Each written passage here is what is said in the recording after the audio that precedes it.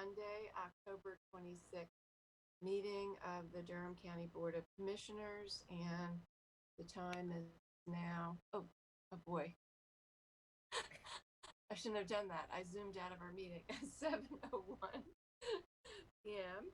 I will now share the public charge. The Board of Commissioners asks its members and citizens to conduct themselves in a respectful, courteous manner, both with the board and fellow citizens. At any time, should any member of the board or any citizen fail to observe this public charge, the chair will ask the offending person to leave the meeting until that individual regains personal control. Should decorum fail to be restored, the chair will recess the meeting until such time that a genuine commitment to the public charge is observed. As a courtesy to others, please turn off cell phones or mute yourself during this meeting. And I will also ask that we now have a moment of silence.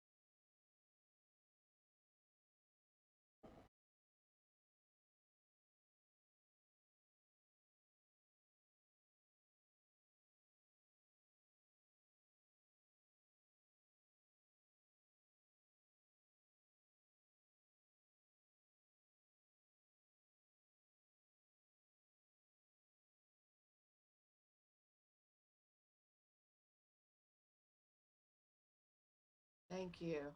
And impactful moment of silence. We think about a week from tomorrow with our day of election, and hope that Durham County residents will keep coming out and breaking our record for early voting. Any agenda adjustments this evening? Okay, seeing none, we'll move on to our announcements.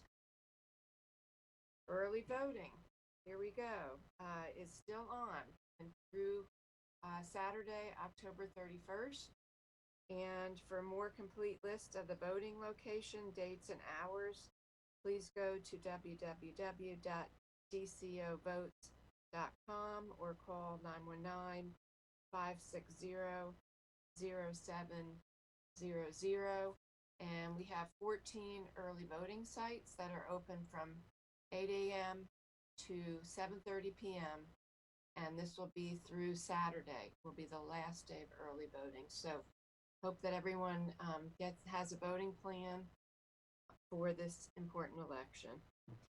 Durham Youth, cast your ballot with Kids Voting Durham. Everyone has a voice, including our children and youth under 18, who may cast their vote by visiting www.kidsvotingdurham.org/elections/ and please do this on or before November 3rd.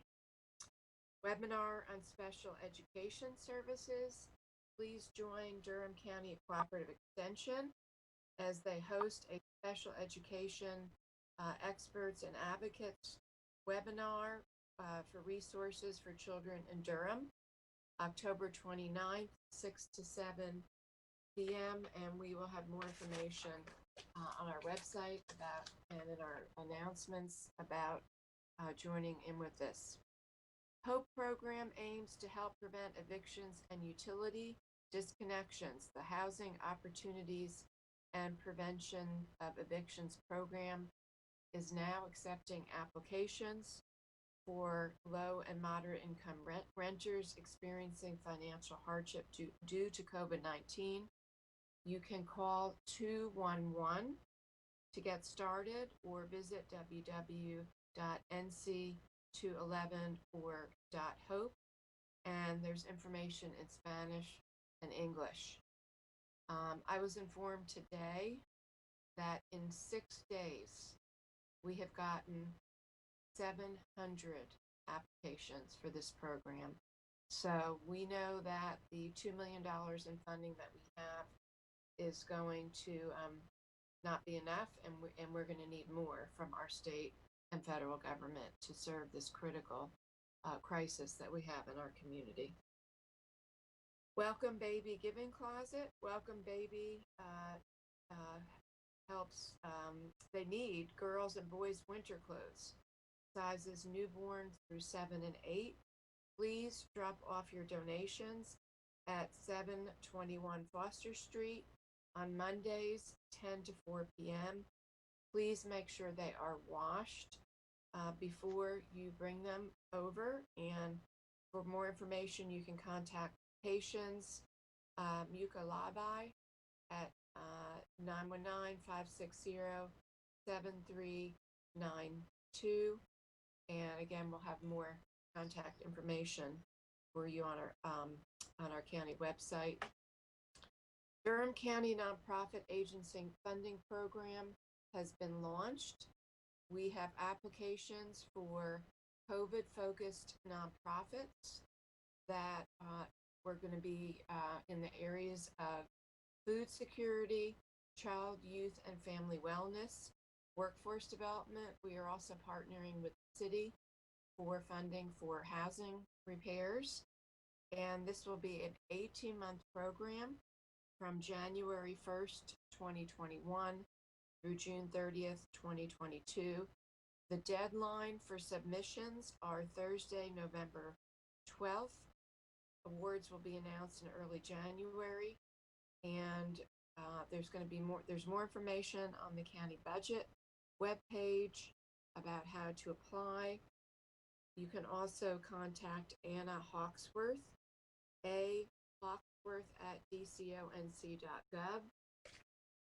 And this is going to be a great opportunity for us to address critical needs with our community-based partners.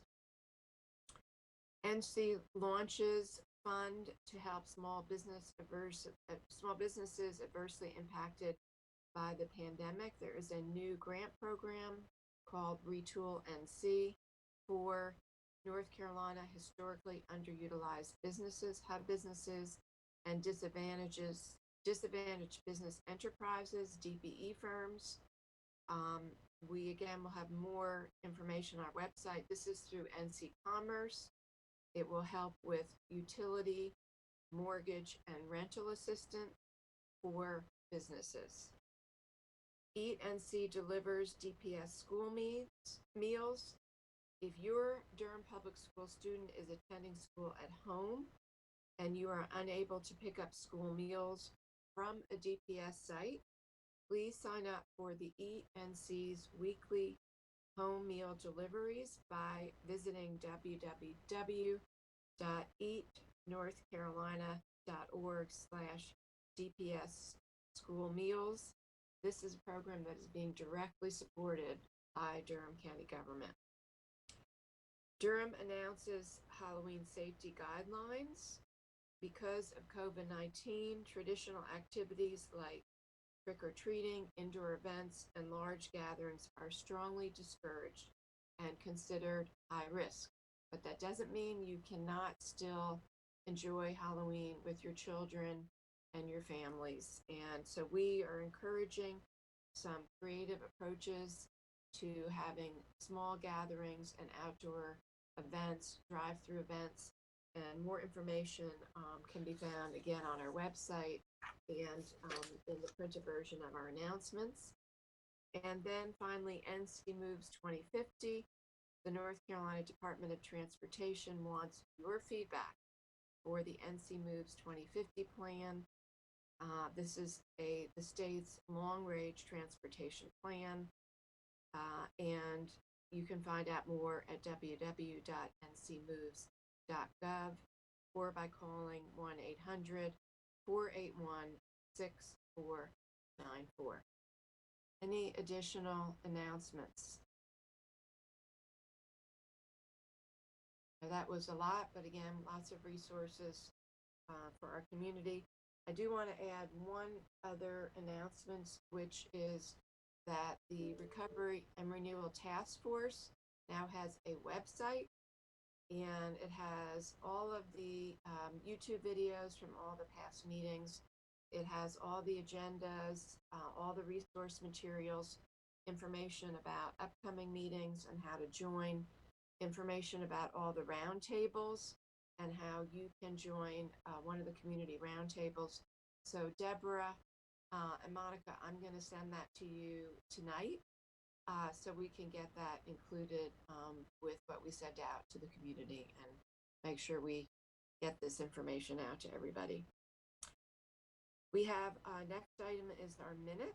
First, we have the work session minutes from September 8th, 2020. And we also have the regular session minutes from September 14th, 2020. And I just want to just again call everyone's attention, staff, to the great job that our clerk's staff is doing with capturing all the directives in our minutes and make sure everybody takes a look at those. And didn't know if there was anything else, any other comments about the minutes or movement for approval. Move that we approve the minutes. They were quite good. Move approval. Second. Moved by Commissioner Carter, seconded by Commissioner Howerton, and we'll take a voice vote starting with Commissioner Hill. Yes. Commissioner Krakow. Yes. Commissioner Howerton. Yes. And Commissioner Carter. Yes. And I'm a yes, so the minutes are unanimously approved. Great job from our staff. Thank you. We have ceremonial items with us tonight. And the first is a proclamation for National Case Management Week 2020. And do we have Catherine Flanagan here with us, who is Director of Case Management and Clinical Social Work at Duke University Hospital, and Marcia Moulton, Director of Case Management at Duke Regional Hospital?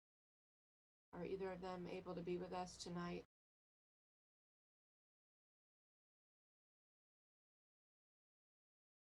Okay, Monica, I'm just checking with you to see if they're here with us. I did forward the information to the contact person that I have been receiving information from. Maybe they were not able to attend. Okay, okay. The case management week was last week, so this is it's a week behind. They did just ask that I mailed them a copy.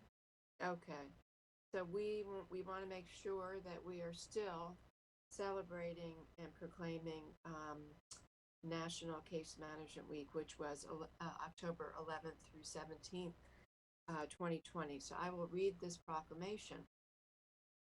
The Durham Board of County Commissioners Proclamation for National Case Management Week 2020. Whereas Duke Regional Hospital, formerly Durham Regional Hospital and Durham County General Hospital, has proudly served the citizens of Durham and surrounding counties since opening its doors since 1976. And whereas Duke Regional Hospital's mission is to care for their patients and the health of the community, their vision is to be the best community hospital.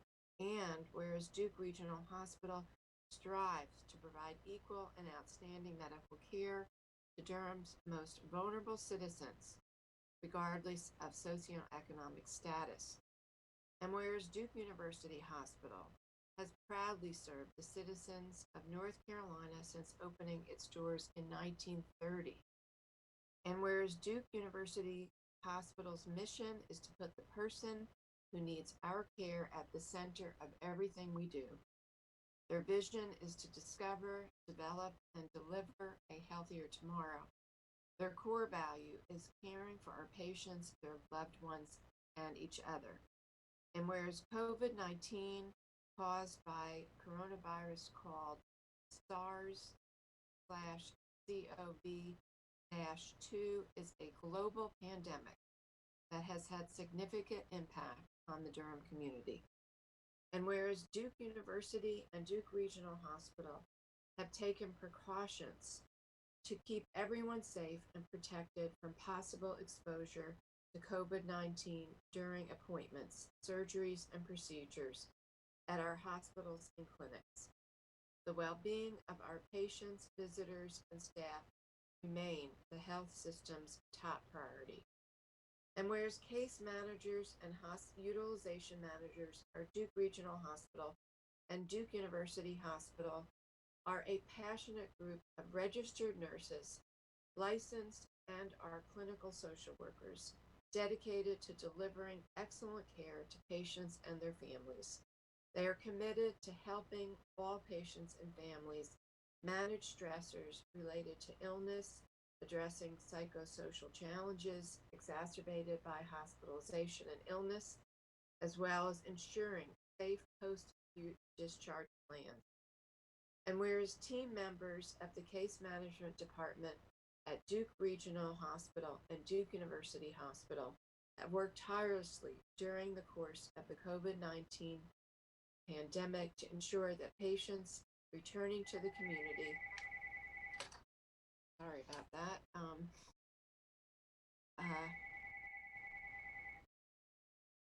have the necessary resources to self-isolate and recover.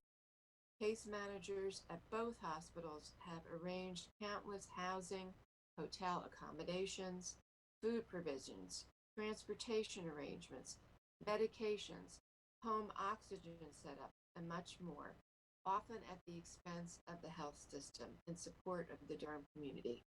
Now, therefore, be it resolved, I, Wendy Jacobs, Chair of the Durham Board of County Commissioners, and on behalf of the Durham Board of County Commissioners, to hereby proclaim October 11th through 17th, 2020 as Case Management Week in Durham County and commend its observance to our citizens this, the 26th day of October 2020. Wendy Jacobs, Chair, Durham County Board of Commissioners.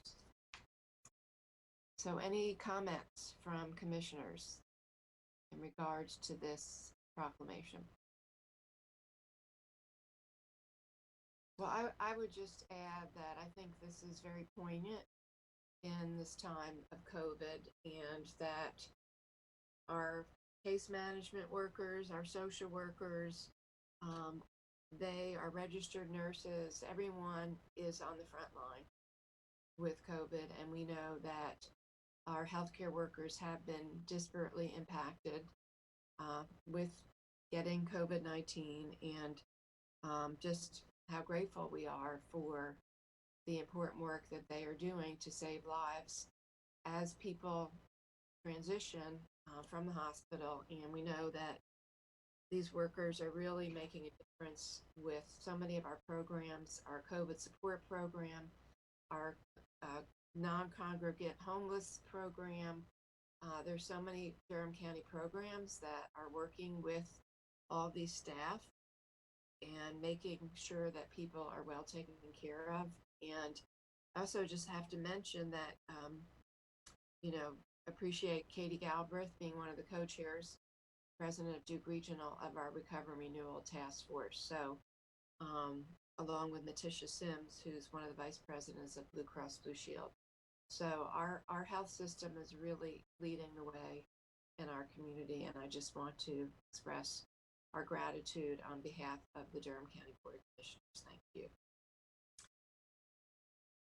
Okay, the next item on our agenda is super exciting. That is the introduction of Jess, and I hope I say this correctly, Bouquet, who is our new Adverse Childhood Experiences and Resilience Coordinator. Yay!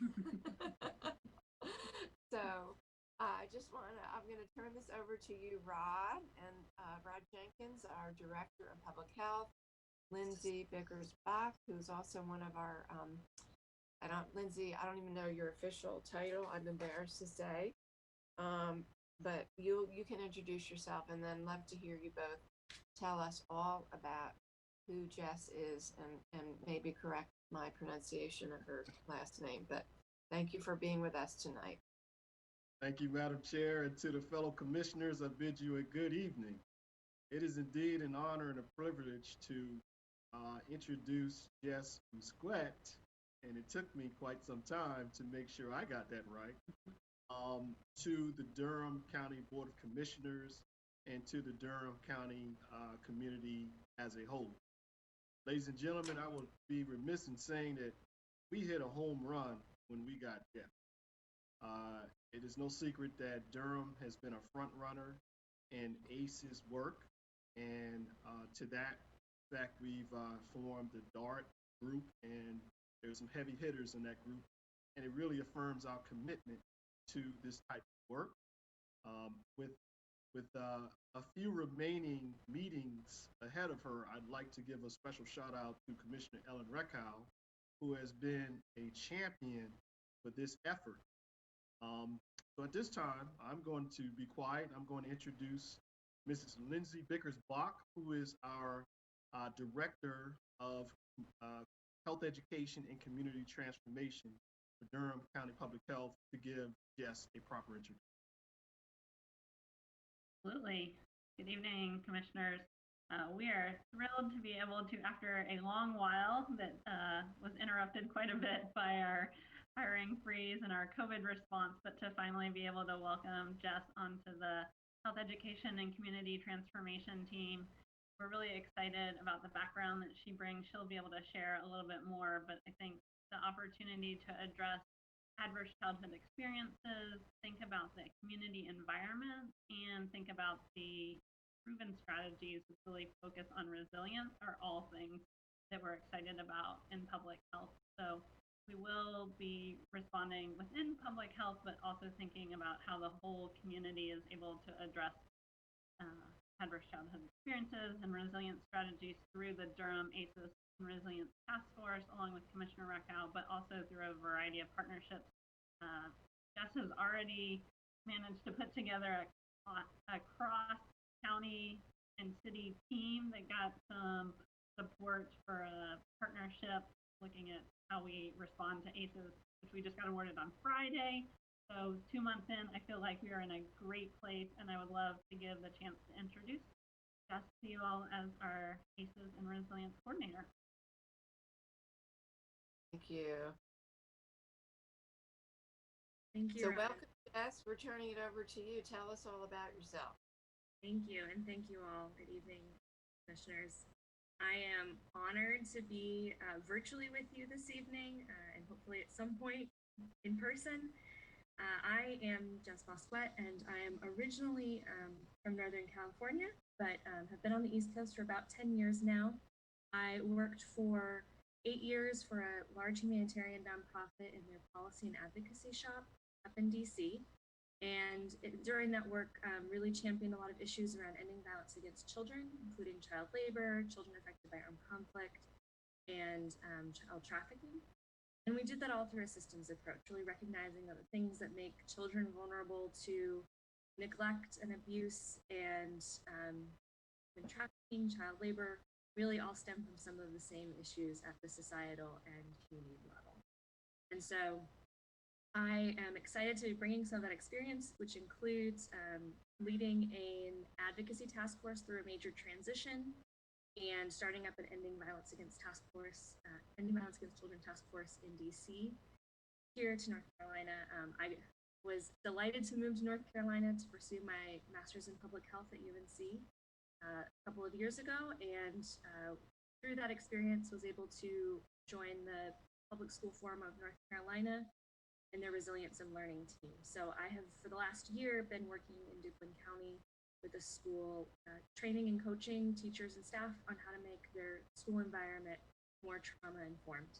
So trauma-informed practice and care is something that I feel incredibly passionate about, and I'm looking forward to working with our community partners and you all as we seek to address ACEs in our community, but also think about how we can be more resilient and trauma-informed. Thank you so much, Jess. It's fantastic, the background and the expertise that you are bringing to our community. I could see Commissioner Reckow is ready to jump in. Go ahead, Commissioner Reckow. Well, I just want to say that I've had the pleasure of working with Jess for about the past 6 or 8 weeks. And for the future, we actually have a DART tomorrow. And I've been so impressed because Jess has perfect mixture of experience, education. She's hit the ground running, and she's a real self-starter. So I think that she will provide exemplary leadership for the group. I expect great things from the group. Commissioner Howerton's been actively engaged with the group the past 3 years. We've talked with me going off the board. She's prepared to definitely provide leadership for the group. So that will be very positive. She's very, very prepared to do that. So I think we're in very good hands, and I think that the children and, I mean, really, our strategic plan addresses ACEs across the lifespan. While there's definitely a strong focus on children, we also know that adults in this community experience the impact of ACEs sometimes for the rest of their lives, and we want to be providing assistance. And we also know that our employees, particularly during the pandemic, experience ACEs. And so doing special trainings for our own county employees has been on our to-do list, and is something that I hope will happen also. Any other comments from commissioners? Madam Chair, I would just like to say, Jess, I look forward to interacting with you. Thank you, Ellen, and I look forward to interacting with you and just continuing to do the work that you're doing and the rest of your partners, the partners are doing around this work, because it is so important for our little ones and adults as well. But, you know, we always go with the little ones first. So thank you. Commissioner Carter? Yes, thanks. Welcome, Jess. I think that you have one of the most important positions in Durham County government right now. It's interesting. I think some of the most important positions we've established recently deal with coordination of initiatives and efforts across systems. And I think that's some of the most essential work and probably some of the most difficult work to do. So, you know, I'm very thrilled with your background. I was especially excited to know that you've worked with trauma-informed schools, just because of the strong, you know, inextricable link basically between a child's experiences and environment and all the social determinants at home that can contribute to ACEs or can contribute to just wonderful life experiences and how that affects school outcomes. So just really grateful for your entrance into Durham County government and this important work for us. And thanks to everyone that had a role in getting DART going and getting Jess here. Thank you. And I'll just add, first of all, I want to appreciate the work that you have done, Ellen and Brenda, as a part of the DART effort. And I'm really glad that Commissioner Howerton, that you are going to take the helm of that. That's fantastic news. And, you know, later on in our agenda tonight, we're going to be discussing the city's racial equity task force. And this is actually one of the recommendations in the report, refers to having trauma-informed approaches and promoting resilience and awareness around ACEs. So, you know, this totally aligns with having that racial equity approach. And I also just want to hold up our board because, as you said, Commissioner Carter, I'm so proud of our board. Over the past several years, we have really championed investing in these cross-system approaches and investing in these positions. So now we've got our incredible racial equity officer. We've got our incredible ACEs coordinator, resilience and ACEs, our incredible early childhood coordinator, and we're hiring a food system coordinator. And we also are about to have a transportation person. So I really feel like everything is just coming together with going to help us implement these system-wide approaches. And so it's very, very exciting. So thank you. And we all look forward to meeting you in person. And please let us all know how we can ever be of support to you as well. Thank you. All right, our next celebration tonight is the Durham County Sheriff's Office receiving a full accreditation from the Council on Accreditation of Law Enforcement Agencies, CALEA. And do we have Sheriff Burkhead? There you are, Sheriff Burkhead, who is here with us tonight. And I'm not sure who else is here, but there we go. Robert Whitted, our Chief Deputy of the Durham County Sheriff's Office. Brendan Hardigan, Lieutenant of Professional Standards, Durham County Sheriff's Office.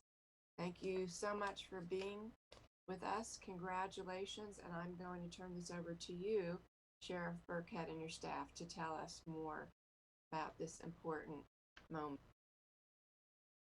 Good evening, Commissioners, and thank you for recognizing the achievement of CALEA accreditation. This is our 8th award, a meritorious award.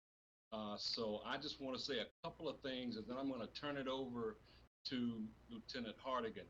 I cannot be more proud to lead this organization of fantastic, hardworking men and women at the Durham County Sheriff's Office. During this process, we had to demonstrate our efficiency and proficiency in over 459 standards, which is quite an achievement. And then in the process, you may also be aware that there is a public comment section, and it measures our engagement and how the public views the work that the men and women here at the Sheriff's Office do day in and day out. And it's quite a rigorous process, but I simply cannot take but a small portion of the credit. Lieutenant Hardigan has worked day and night, and then he worked night and day to make sure that we had our policies in place, that everyone was adhering to the policies. So he truly is the star tonight and the one who should be applauded. And just as an aside, he reports to Chief Deputy Robert Whitted. Together, they make a fantastic team overseeing the day-to-day operations here at the Sheriff's Office. So I will yield a few moments to Lieutenant Hardigan, if I may. Thank you, Sheriff, and thank you, Commissioners. CALEA accreditation, Sheriff mentioned this is our 8th accreditation. We've got a really strong tradition here with the Durham County Sheriff's Office, and Sheriff Burkhead and Chief Deputy Whitted really leading the agency and helping us to maintain these standards. CALEA, which is an organization of 21 different law enforcement leaders, judges, and attorneys from across the U.S., voted and decided to reaccredit the Durham County Sheriff's Office. And they really hold a gold standard to where we are progressing as an industry in law enforcement. But thank you very much for the opportunity. Thank you.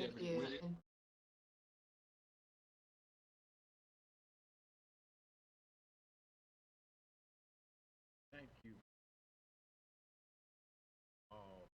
I just want to piggyback Sheriff Burkhead stated. These trying times we're having now,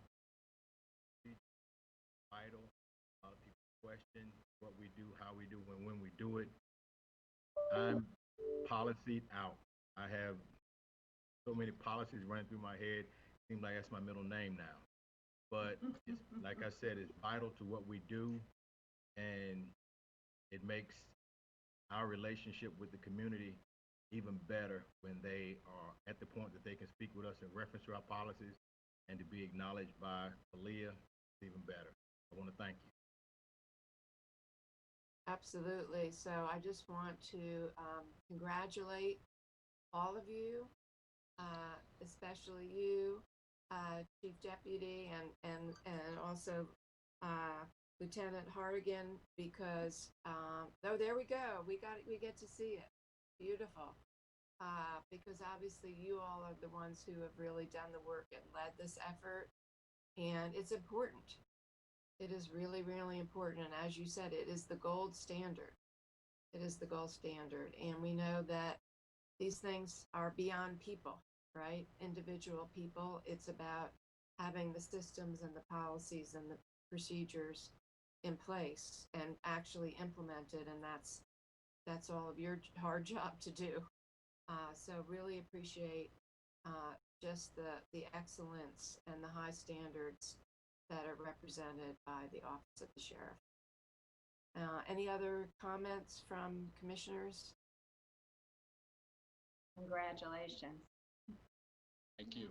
Yeah, congratulations and thank you for your hard work. Takes work. And how long does the accreditation last for before you have to reapply again? 4 years.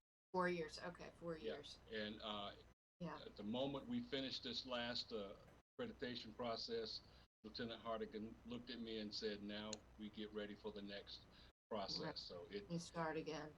and it truly is an ongoing process, again, because we can have a binder full of policies, but this is what we represent. So we truly have to walk the walk and talk the talk. So this demonstrates our efficiencies, as I said. And the plaque that I held up will be proudly and conspicuously displayed in our front lobby once we have some other artwork to go along with it. So we're very proud of this accomplishment. And again, I applaud the efforts of these two gentlemen, certainly every single member of the Durham County Sheriff's Office. Thank you again for this recognition tonight. So, so Sheriff Barricade, was that, you said you have to apply for it again in 2 years? It's a process, yeah. Every 3 years we go Every 3 into years. we go into the accreditation process, and then the award is given in the last year. Yes. So We have who is that with the policies in their head? Is that you, Brad? With all the policies in your head? Yes, ma'am. You probably can see them on my forehead if you look close enough. I have actually been in policies for the last 18, 19 months since we took office. So, and it's been a hard road, but when you're pushed and you're dedicated to it the way we are here at the agency, it's what we need to do. It's what we have to do. And like I said, with the sign of the times, it's a must so that when someone does question what we do, we have it. And this is how we operate. So in 3 years, you won't have to change those policies. They will remain as is. Well, we will have updated them. I mean, like the sheriff said, everything changes and policies are updated, and we must maintain our level of excellence in what we do. And in order to do that, to achieve that goal, we have to alter the policies and make sure that they fit time. And Commissioner Howerton, as best practices evolve, a case in point, unfortunately, we've seen some tragedies play out over the past several months, as we all know, from Minnesota to Cleveland. So our use of force policy is one that has changed since this time last year. And I'm sure that the climate, and as we strive as law enforcement professionals to get better and perfect our craft, those policies are living and breathing documents. So they will change over the course of the next 4 years. And if I may take just a moment of personal privilege, the detention center is currently in the process of pursuing the ACA accreditation, which will make us a triple crown holder, and we will only be the second, Lieutenant Hardigan, agency in the state of North Carolina that has the triple crown. So we're excited about that, and we're certainly supporting Chief Prignano and his team as we pull together the ACA accreditation for our detention center as well. Wow, and what does ACA stand for, Sheriff? American Correctional Association. Okay. Yeah, okay. Didn't mean to put you on the spot. Yeah, that's it, ACA. Yeah. Okay, well, fantastic. Thank you. Fantastic. All right. Well, sounds like we'll look forward to that one. as well. Thank you. Yes, and again, appreciate the high standards that you and all of your staff in your office has. So thanks you and congratulations. So the next item on our agenda tonight is our consent agenda. These are items that were not necessarily available at our work session, so I just want to make sure that nobody has any questions on any of them, since we didn't have a chance to discuss them beforehand. Any questions from commissioners? Well, Yes, Commissioner Recap. I have a question on the one dealing with the sheriff, actually, if we can get him back up. Okay, Sheriff Burkhead. Are you still with us? There you go. Yes, I'm here. So Sheriff, kudos again associated with getting this state grant. And I was really pleased to see that you're targeting reducing traffic fatalities in Durham County by 25% and alcohol-related crashes by 10% and the number of speed-related crashes by 15%. I was just curious, have you developed some of the ways that you're going to tackle these goals, or is that will that be part of the grant process? Because you know, they're ambitious goals, and I was curious how you're going to achieve those goals. No, in part, the training will be subsidized through the grant, but we are already implementing strategies, and some of it will be equipment, additional radar, speed detection equipment. Our goal always being to gain voluntary compliance with the motor vehicle laws of North Carolina and keep our roads as safe as possible. And right now, we're training additional deputies who will work in our motor unit and in our traffic control unit. So part of it is training, but most of it is equipment that we can fund through this grant and the Governor's Highway Safety. And the biggest thing is we are expanding the unit because previously we only had like 4 individuals who were working in the scope unit. So they also do not just do the traffic enforcement, but they do the traffic education piece. They work with the Booze It and Lose It and Ticket and Click It campaigns as well. They go to our high schools and our middle schools to put on educational programs. So some of the funds will be used to update that information and those materials.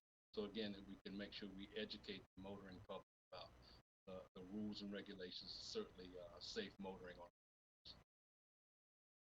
Well, thank you for getting the grant and for your work pursuing these ambitious goals. Thank you. Well, thank you. And I was going to mention this as well because I'm really excited to see you all focusing on it because it's very alarming to see the statistics in Durham County, especially as we have more people, more cars, more traffic, and we're seeing the high rates of pedestrian and bike cars hitting bikes and pedestrians and fatalities and car accidents. It's a really serious problem. And we've got to, there's the whole Vision Zero campaign statewide. And so this, your role in this is very important. And I hope you're successful. I hope we can be successful. It really is a life or death situation. So thank you. It really is. Thank you. Yeah, Commissioner Howerton. Just a quick question, Sheriff Burkhead, will you be able to do this with the staff that you have? Well, I could always use additional staff, but I will not make that ask at this time. But we do have individuals that we're able to move around and get them trained at the very least. And a lot, again, some of it is an equipment investment. But down the road, it would certainly be to our advantage if we could expand the unit because this is a specialty. The deputies who work the traffic enforcement unit also unfortunately work fatalities and assist the North Carolina Highway Patrol. And that is a specialty certification. It takes months of training. And we hope that through our education and our determined efforts up front that we can reduce those fatalities, obviously. But currently we are able to grow the program and expand the training and expand our programming with our current staff. Okay, thank you. Thank you. So I would entertain a motion to approve the our consent agenda. So moved. Second. Moved by Commissioner Howard and seconded by Commissioner Reckow, and we'll do a voice vote, starting with Commissioner Carter. Aye. Commissioner Hill. Aye. Commissioner Howerton. Aye. Commissioner Reckow. Aye. And I'm an aye, so the consent agenda is unanimously approved. Okay, next, I'm sorry. Can you take this phone? Sorry, got my phone ringing here. Can you?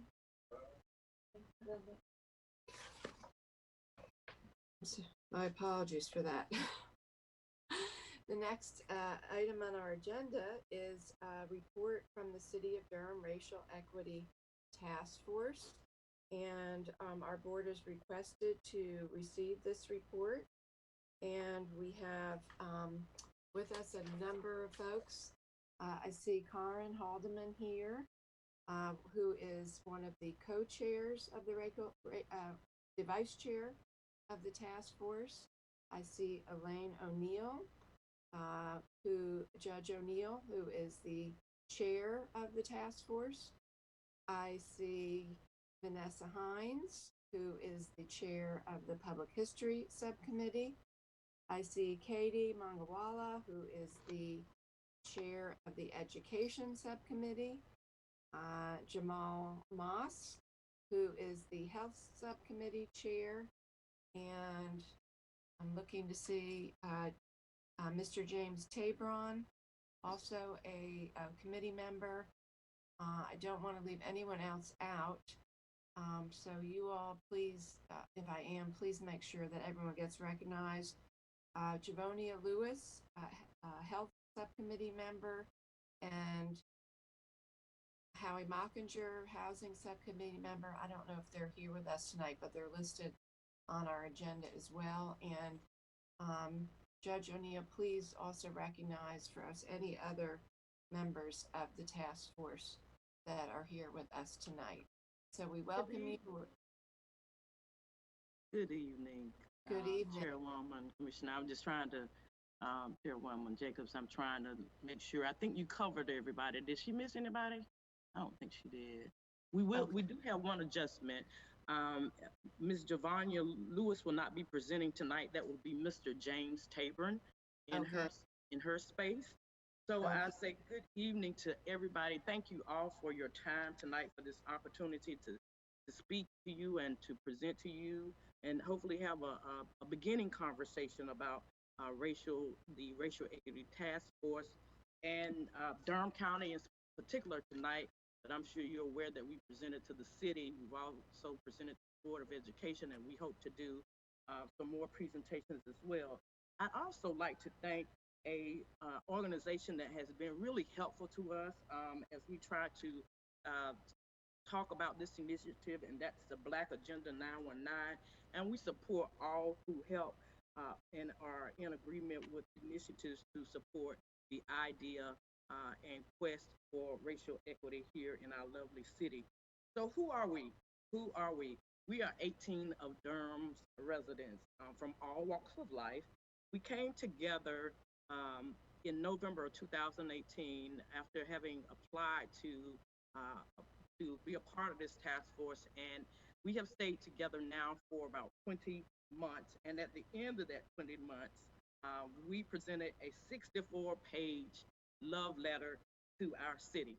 because we love our city and we want a different outcome for a large part of our population who may not feel the way that we do about Durham and its issues involving race. So we are so glad to have this opportunity. We want to first of all say that we know that your board is going to change in December. So we're asking that this is food for thought. We did submit a list of questions to you all, but those are for you to start a process with us tonight, to have ask clarifying questions. We do not ask for you to have any answers tonight, and we're so glad to see the steps that you are already taking in this initiative. And so we just want to further the conversation. We would ask, though, that you keep in mind one of our major asks is the thought of trying to form a joint city, county, and Board of Education commission, racial equity commission, and also to fund that. And you've already shown your willingness to do that by, I believe that you now, as you indicated, have a racial equity officer. So we just look for all of this to try to come together, and we are hopeful that we can be a part of this process. We would love to be able to come back and talk with you all further in maybe March or April, somewhere in there, so that we can begin to try to put in steps some action plans. The city has already asked part of us to take a look at the bylaws that they're going to be developing. We hope you all will take a part in that. And so with that brief introduction, we're going to go ahead and get into the weeds, and I'm going to turn it over to and it is my co-chair. She was named vice chair. No way. She is my co-chair and my sister through this process, and forever hereafter is Karen Haldeman, not Karen, everybody. Karen. Take it away, Karen. Man, thanks, Elaine. I never know how to follow you in that introduction. Can everybody hear me okay? I got my my headphones on. That all right? Okay, great. So I want to just do a brief intro. You can find this in the executive summary of our report online. I'm going to read through some of it for you and kind of direct you to the report afterwards. But I want to start with this. As Elaine mentioned, this is the report of the Durham Racial Equity Task Force. It is called an urgent and loving call to action. And you're going to hear that over and over again tonight. An urgent and loving call to action.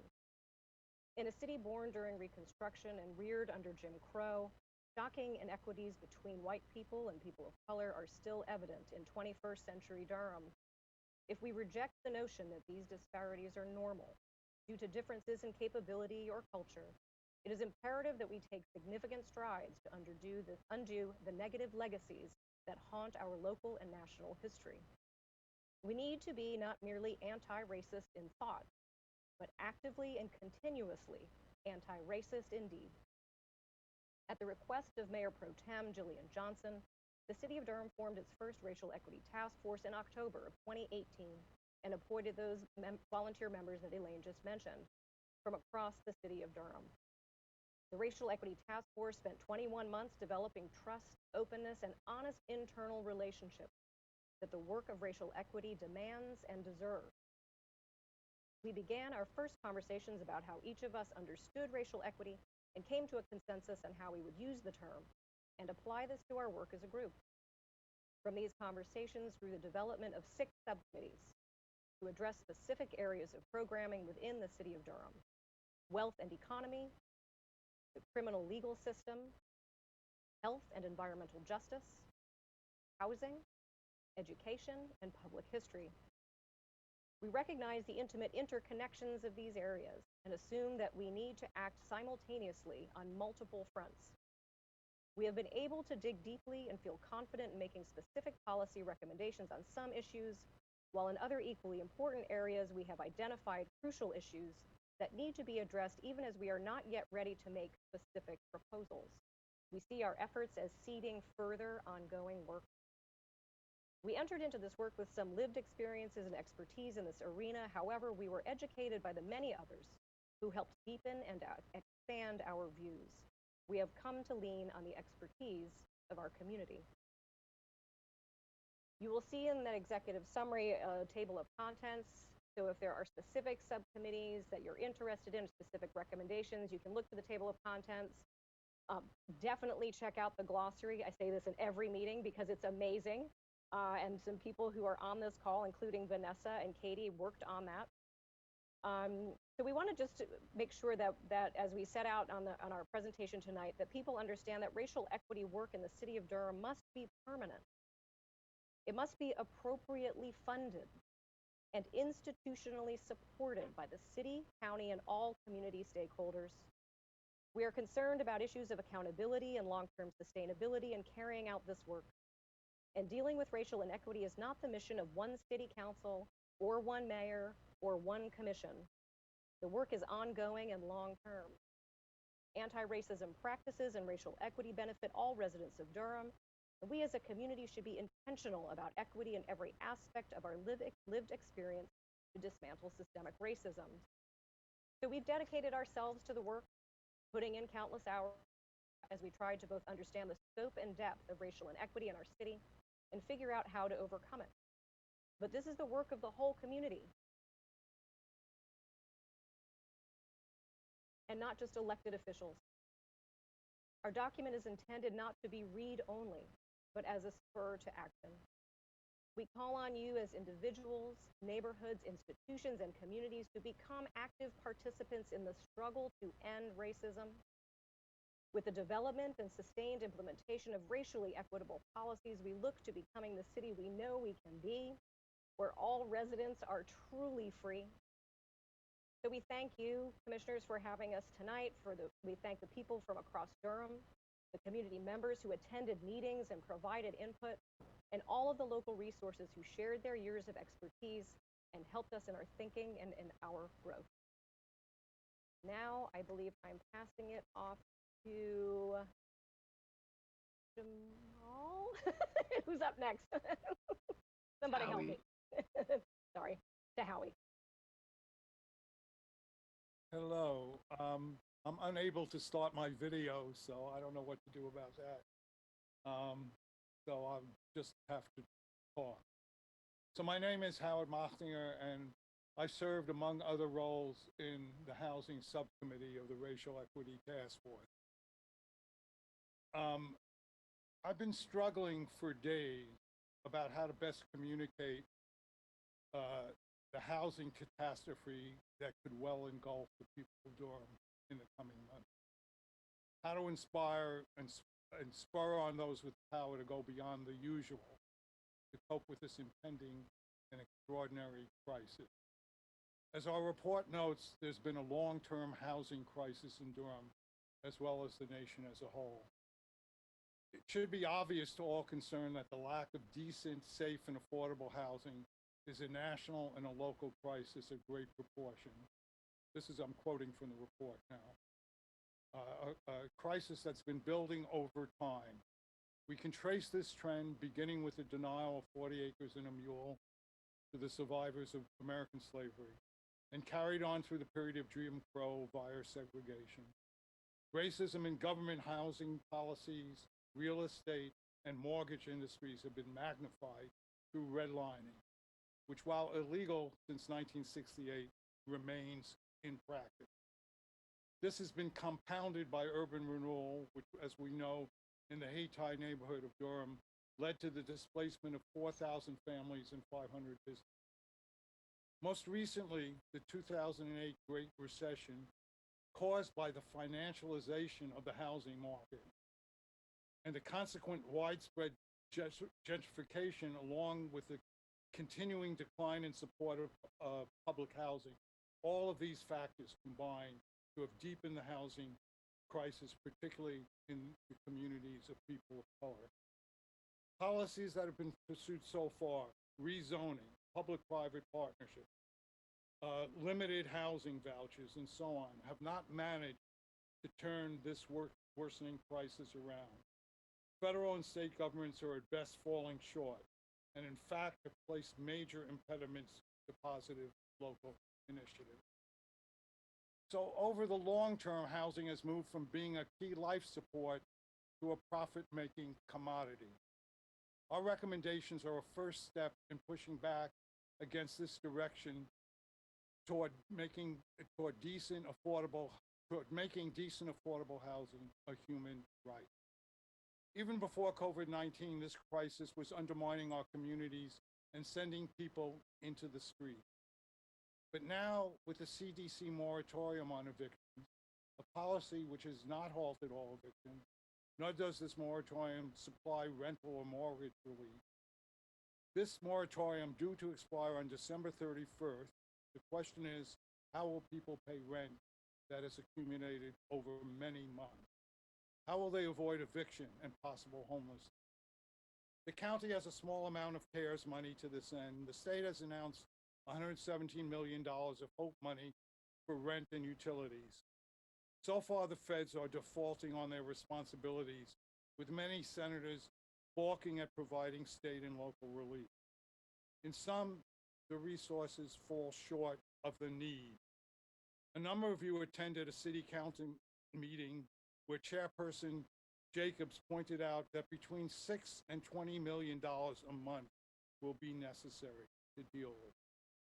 We're talking about somewhere between 6 and 20,000 or more households in Durham being affected. Again, 6 to 20,000, possibly a third of all rentals in Durham. Disproportionately people of color. Communities disrupted, people scrambling, children at loose ends. I know that the power of the city and county are limited by state and federal law, that we are strapped for funds. I also know that a number of you are paying close attention to this matter, but more needs to be done. This needs to be a front burner issue. Do we really know what's going on in the housing market? Do we have effective plans to reel in out-of-state investors who are major evictors, who would rather rent to the highest bidder than do necessary repair? How many potential homes remain empty due to housing speculation? In our report, we point out these kinds of data and others that need to be gathered. But of course, data gathering is merely a first step. This is not just a Durham problem. It is not only a North Carolina problem, but a national one.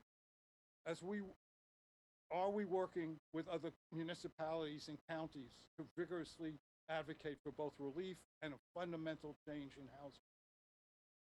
Are we working with local groups to better understand people's situations and needs?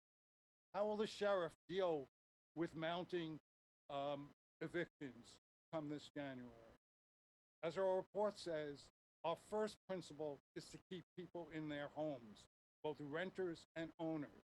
This is both the right thing to do and also the economically sensible course in the medium and long run for our city.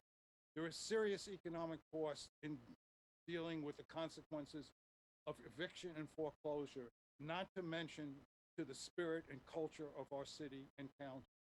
Evictions break up social structures, schools, places of worship, and nearby family members and neighbors. School attendance goes down, mental health hospitalizations rise, housing instability continues. For workers who get evicted, the likelihood of being laid off is 15% higher. So please let us rise to the occasion and leave no stone unturned to get a real grip on and find real solutions to this impending catastrophe. So Jamal, you're on. You, Howard, that was such a powerful statement. Again, my name is Jamal Moss. I'm the chair of the Health and Environmental Justice Subcommittee. And today I would like to speak with you all on 3 topics: community engagement and equity, the health and well-being of our community, and the impact of the environment and built community on our health. Community engagement is essential to ensure that those who have historically been marginalized and exploited are included in planning for the future of Durham. It is why we recommend the allocation of funds to include more voices from Black, Indigenous, and people of color, youth groups, the LGBTQIA+, and disabled citizens in county discussions and decision-making. Their input is important in operationalizing programs, incentives, initiatives, and policies that are inclusive of marginalized communities to prevent harm and trauma. This includes valuing and validating each person's individual experience as unique and resulting from systemic inequities and pressures while supporting their need with assistance and next steps. We recommend the county utilize a community-rooted approach to engagement, a method that Communities in Partnership, a nonprofit organization in Durham, describes as an understanding that people are the expert of their own lived experience and are more than capable to make decisions about matters that involve their community. This method includes providing funds and resources for community members involved in county-related boards, commissions, and other activities to compensate them for their time and knowledge. In regards to health and well-being of our community, the county plays a big role in managing the health and wellness of community members through the Durham County Department of Public Health. And for this reason, we recommend that the Board of County Commissions support and fund racial equity policies, strategies, protocols, and initiatives from the Durham County Department of Public Health. This can include, but not limited to, funding and supporting initiatives that ensure access to health services, nutritional sufficiency, education resources on good health, and behavioral changes with community health support groups. We recommend that the county and the city create a city-county health alliance with the objective of integrating health outcomes into city and county planning decisions and comprehensive plans. This alliance should include members from Black, Indigenous, Latinx, and other communities of color. This alliance should also prioritize creating county-city plans for pandemics, national crises, and natural disasters that ensure protections for the most vulnerable. We recommend expanding the county health or the community health workers model and train community members as outreach workers, providing culturally relevant education, resources, and information to communities with the greatest disparities. We recommend the Board of County Commissioners fund training for all county first responders and emergency services annually in racial equity practices that focus on trauma-informed perspectives and practices for better customer service and outcomes. During the time of COVID-19, we recommend the county develop protocols to be more transparent about COVID cases in the county jail, along with other serious health concerns and outbreaks, and be explicit about how that information will be communicated with inmates' families and the community. We recommend the county ensure more transparency on the procedures that are employed during national crises, such as COVID-19 in the county jail. And in addition, we encourage the county to ensure that the voices, experiences, and needs of those incarcerated can be heard and supported without inhibition and fear of repercussion or retaliation. Last, our built environment plays a large role in health outcomes and life expectancy. With that known, we recommend the county create a policy structure supported with funding that will put the control of power back into the hands of the community members for decisions regarding land use, community character and design, conservation and environment, transportation, water and watershed, parks and recreation, public safety, capital improvement, and libraries. Invest in equitable ways of interaction and engagement that ensure community members can fully participate in discussions and urban design decision-making. And last, we recommend the county ensure that the quality of water, air, soil, and general environment meets the highest standard in every zip code. Commit funds to guarantee underserved neighborhoods heal from natural disasters, environmental concerns like fallen trees, and environmental pollutants such as lead paint and cement dust. Resources and funds should be prioritized to Black, Indigenous, Latinx, and other communities that have historically been excluded and marginalized. Thank you all for your time, and now I believe I will pass it to Judy. Okay.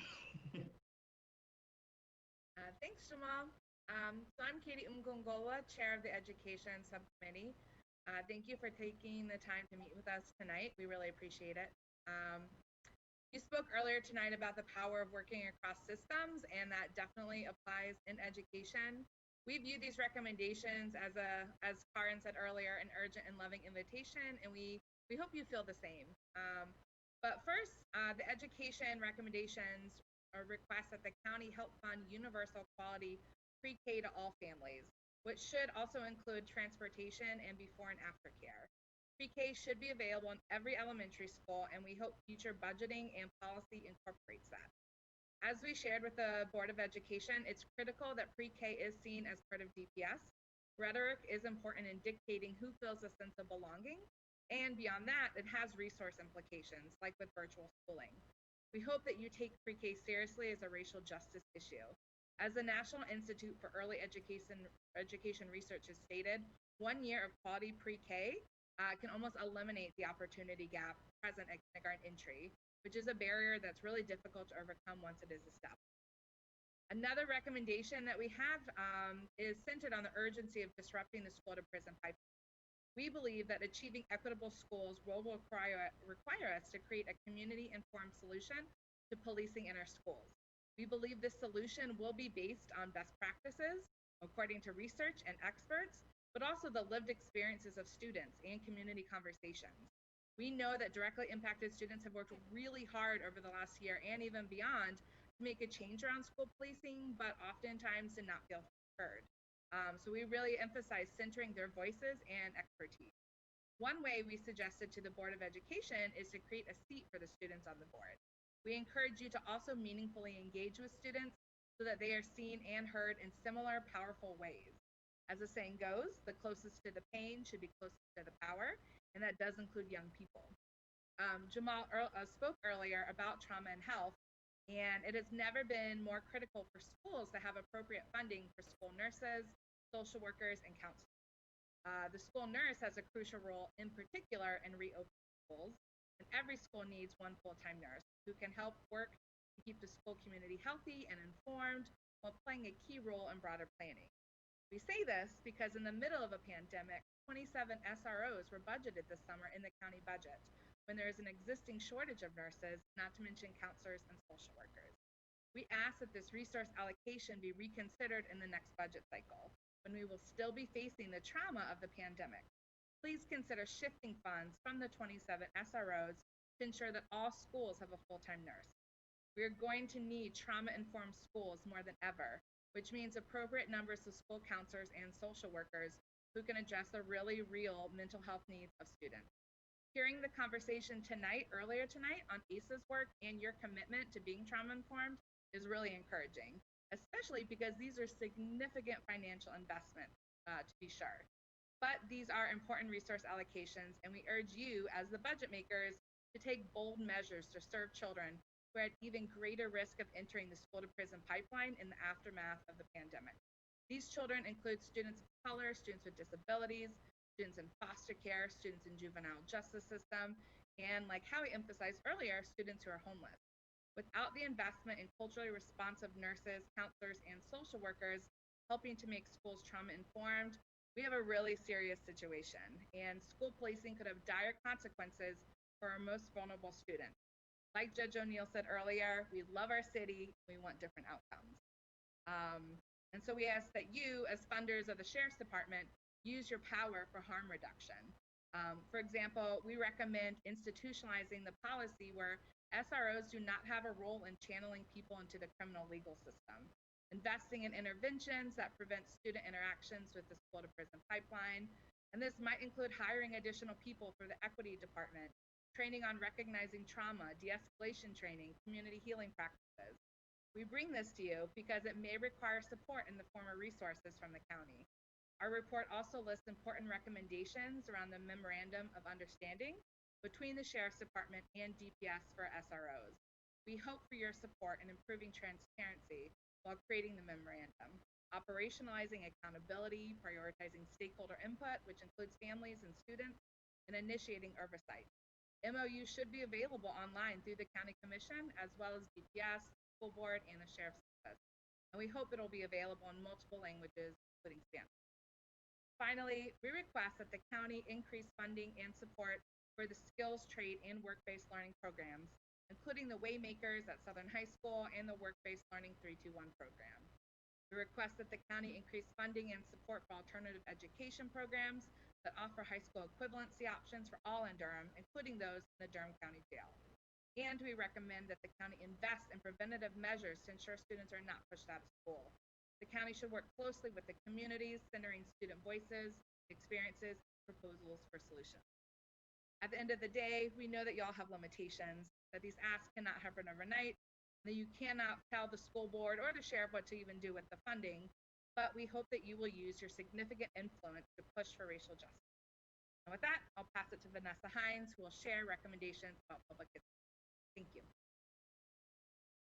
Thank you, Katie, and good evening, everyone. Thank you for having us here tonight. I'm just open up my presentation. Like Katie said, my name is Vanessa Hines, and I was the chair of Public History Subcommittee. The Public History Subcommittee consisted of myself, Tia Hall, and our vice chair, or co-chair, Karen Haldeman. The Public History Subcommittee has sought to help the County of Durham tell a more full version of our county's history in our public spaces. We believe this to be a service to both the newcomer and the longtime resident, to know the history about the place one lives, both the hard truths and the unique characteristics worth celebrating. We believe it is important to know the stories of those who came before, and to ponder how one might fit into the wider story of Durham. Public history and public art help us know who is welcome in the county and whose story the county thinks is worth telling. For the sake of future generations, we must find a way to uplift the stories that have often gone unheard. We desire to live in a county where everyone can find themselves celebrated through the story of one who came before them. We are grateful that the city has put forth a plan to begin the Storytelling and Story Gathering Commission, which is an effort that will help us continue to gather stories and allow us to brainstorm new ways to tell these stories. We are hoping that the county can join together in that effort. I'm thinking especially of the History Department at NCCU. The Public History Department is doing some incredible work gathering the oral histories of Black Durham from historically Black neighborhoods like Bragtown. The county can fund the university's efforts to expand their work because we believe that would be a great gift to the County of Durham. There are many other groups to be included in this gathering of stories, especially from our Latinx communities, our Asian communities, and our Native and Indigenous communities. In order for us to be a truly racially equitable county, we need to uplift the stories of those who have been intentionally left out of the narrative. We also think that the county can help tell a more full version of its history by funding a full-fledged Museum of Durham history with enough resources to offer a plethora of outdoor exhibits to help bring the stories of Durham out of the building and into the streets. We need more monuments to people in our city who have inspired us to seek justice, especially for our most vulnerable. We need more memorials to call us to lament our city and county's shortcomings. We need more murals to help us remember where we have been and inspire us to imagine where we can go. And of course, we need more community engagement surrounding all of these. These projects should prioritize the hiring of Black, Indigenous, and people of color artists for the design and implementation. And they should include information about the artists and the history of the project. We are grateful for the work currently being done by the city to create the Black Wall Street Gardens. And we are also grateful for the work that was done by the City County Commission on Confederate monuments for their list of who is missing from our public square, and to the Sesquicentennial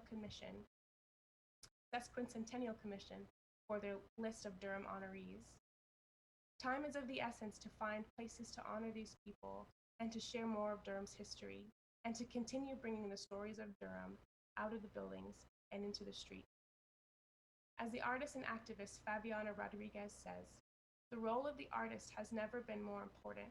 Artists are the beacons who help us see the light in times of devastation. Artists expose hard truths, inspire new ideas, and make the future that we want feel possible, tangible, and inevitable. Artists activate the imagination. They soothe, they comfort, and they move us to action. Let's imagine together what Durham County could look like if we exposed the hard truths through the intertwining of public history and public art. May we be a county that doesn't shy away from the hard truths, but reflects on them often so that we may heal and in turn create a more whole and equitable county for generations to come. That's all for me, and I'm going to kick it back over to Karin. Thank you. Thank you, If I may. Oh, go ahead, James. If I may. Vanessa, following you and those who have preceded you are always good persons to lead me, so I appreciate your comments as well. I know that we all know that racism is still a big problem in our community. And Commissioner Jacobs, reflective of sentiments of the other commissioners, you made the comment earlier when we were listening to the presentation by the Sheriff's Department that having systems, policies, and procedures in place are just such an integral part of us doing almost anything. But to add to that commitment and desire to really want to make better things happen is just so key. If you will allow me just to share a quote with you, which really did resonate with me, and that quote is as follows: "I shall pass this way but once.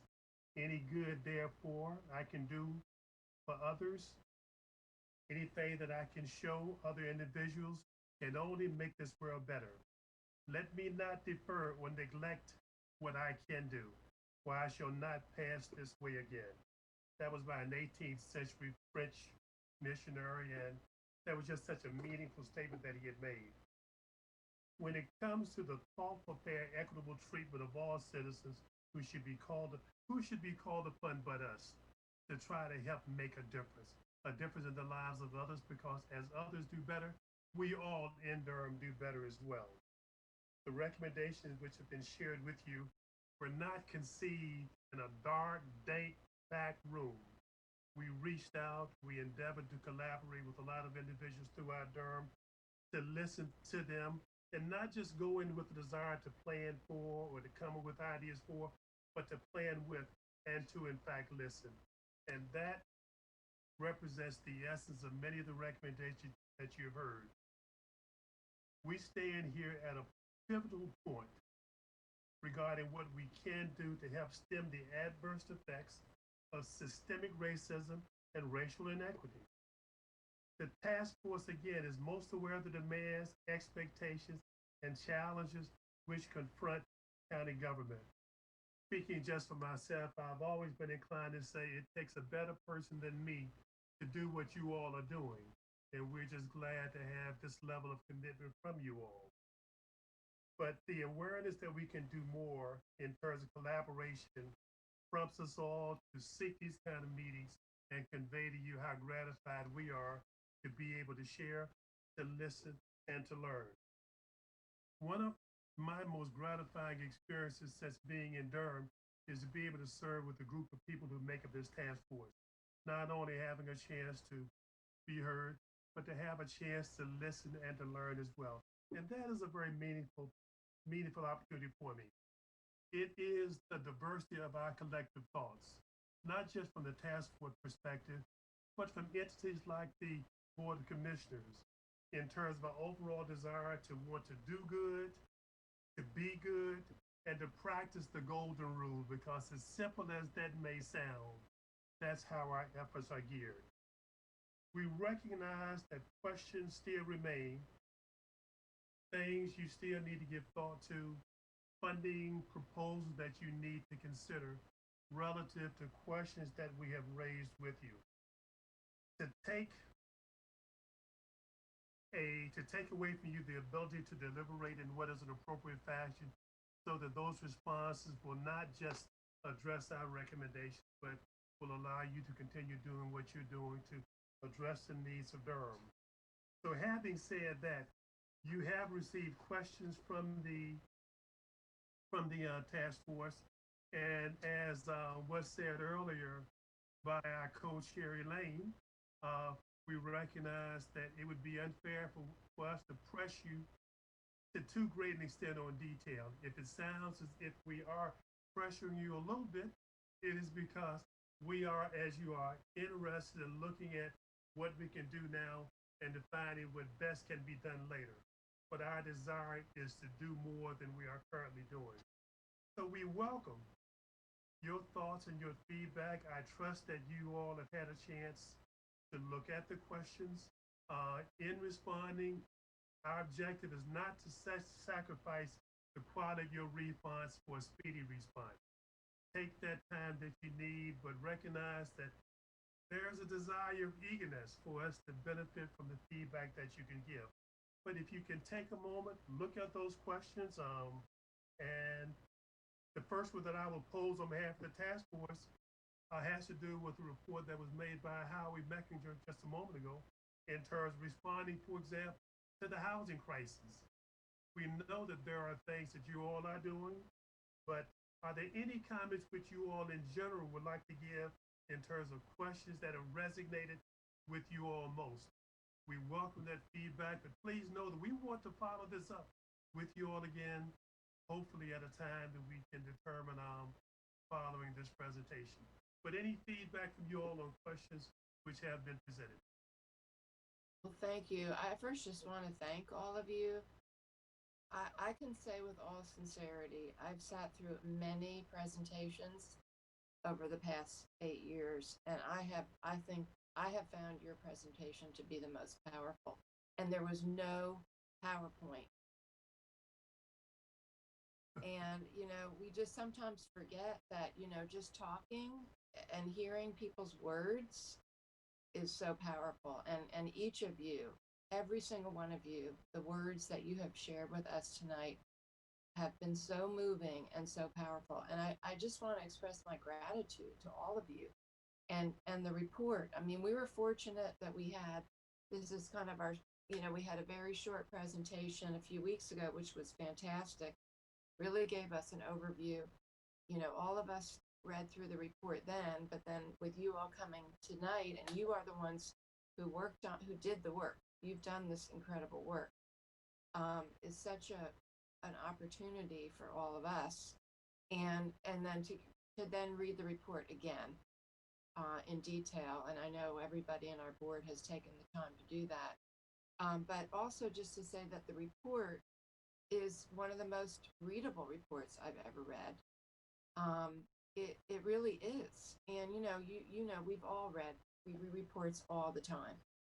But just the way that you all have written it, it's so thoughtful, it's so rich. The glossary, yes, is amazing. I always give the plug for the glossary, Wendy. To me, it feels like it's going to be like a living document. It feels like something that we can just keep going back to, and that people will really be able to read and relate to. And so I just want to just start out by saying thank you, thank you, thank you.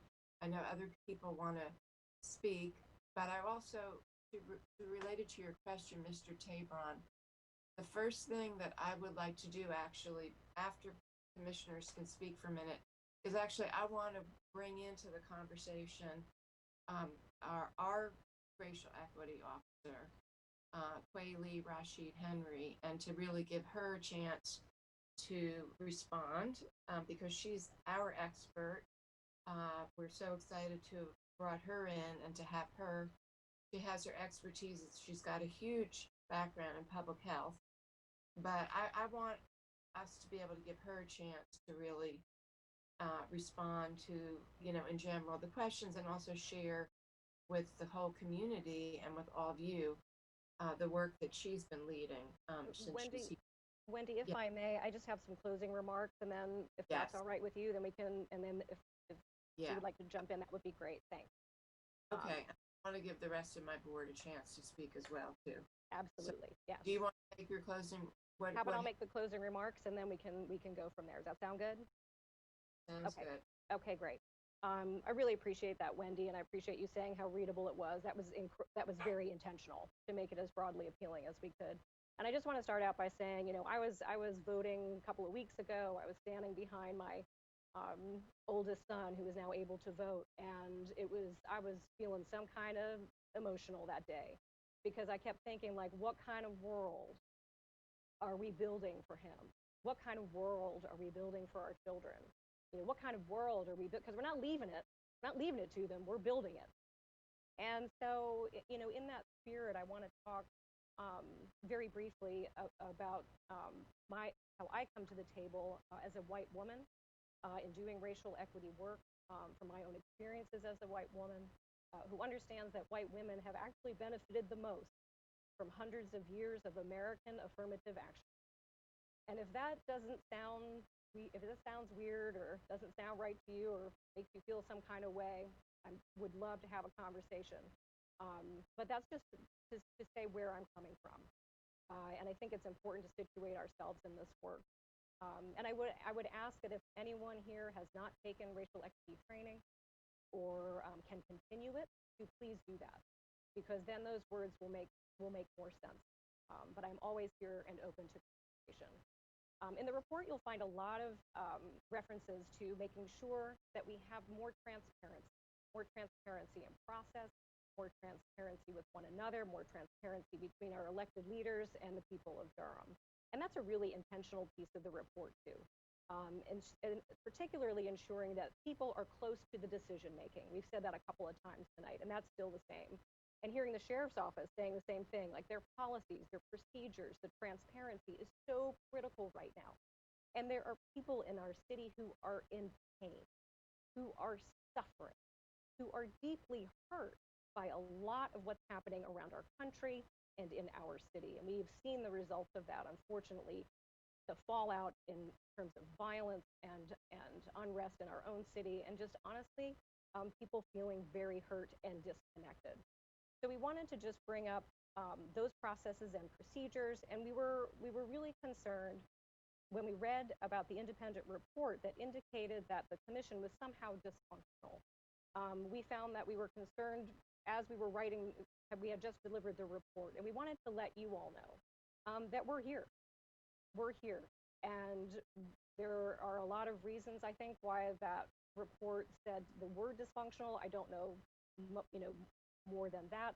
We know that there are a lot of details to the racial incident that has happened with commissioners that are unable to be revealed, and there are certainly lots of details that we don't need to know, but we are here to request that the commission make a statement that this experience of racial discrimination will be addressed, that it will be addressed meaningfully, and if possible, to please engage the community and the public around this issue. And again, we heard the police say how important it is for our policies and procedures to be aligned with where we are today, because we are in the middle of it today. And so we ask that as the task force, please, that you begin some dialogue, that there is a public statement, that it will be meaningfully addressed. Because that racial equity work that we're all talking about tonight and wanting to be part of it and wanting to do it and investing money and time and resources, it's all built on trust. It's all built on trust. And until we see each other in one another, that trust is not there. We need to move from tolerate to celebrate. We can't just be well-intentioned or say that we are not racist or that we are doing our best. We have to do more. And this, again, urgent and loving call to action is a request for a commitment to sustained, active, anti-racist work for everybody. And you'll see also in the report, as I mentioned in the intro, this is the work of everyone. It's not just on the commissioners. It's not just on the city. It's not just on the Board of Education. It is in every single one of our interests to do this work, because we will be better. And we want to make that city that we aspire to be together. So we are not here to poke anybody in the eye. We are here, though, to say we cannot do business as usual, that the time is now to really invest in engaging that community, hearing from people from across Durham, and engaging in that community healing, because we don't heal, we are in trouble. And that is something that we can all do. And that's the world we want to create for our kids.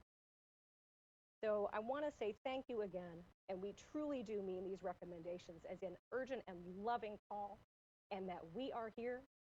And please reach out at any time. You know where to find us, and we're not going anywhere. So thank you. Thank you, Karen, and I really appreciate that message and that loving call to action in the spirit of love and healing. And I hear you, and I really welcome the invitation for us to work together on that in partnership and to do that in community with you all and with others. Other commissioners may have comments. I will just share that as the board chair, I have a responsibility in leading the board through our work and also our challenges, and that transparency is an important aspect of governing. So I'd like to share some of the steps I've been taking and will continue to take in regards to this matter. After the reports came out, I reached out to our county attorney and our senior assistant county attorney to collaborate with our board in identifying next steps and expertise as we repair and rebuild our working relationships. Our attorneys have proposed that our board and county manager attend racial equity trainings and receive support and training to improve manager-board relations and collaboration. And our attorneys have recommended that because these steps deserve adequate time, commitment, and attention, that we should wait until the new board has convened to begin this process. As I also want to just address another issue that we have received some emails about today, and I want to say that I thank you for the people of our community asking about community involvement in this issue. And over the past 9 months, I have worked closely with and sought input from our county attorneys. And from those discussions, it is my understanding that since this matter involves personnel issues, we are very limited in some of the things that we can say, and that in order to avoid unintentionally violating any personnel laws, the county itself cannot host a community discussion on details of this matter. And I do want to say that I don't recall personally ever making a promise to host a community conversation, and I apologize deeply for any communication individually about that. I also just want to say that as board chair, it's important for me to listen humbly and to create space for county staff if they want to share about the impacts of my actions in leading the board through this challenge. And I have begun to reach out to staff, and I will continue that process. And that I believe that deep listening through conflict is a priority for our board as a whole. And lastly, I want to say I truly thank you for all holding me accountable for in my leadership as board chair. I'm thankful for you all holding me accountable. And my aim is to support our county team in building trust and repairing harm as we work together to respond to the pandemic's disparate impact on communities of color and working class communities.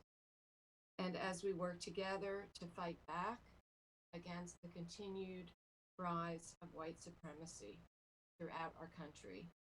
And I want to again thank you all the task force members, for all of your work in dismantling inequities at all levels. Thank you for giving me the opportunity to share that. And I know I just would like to allow other commissioners an opportunity to speak.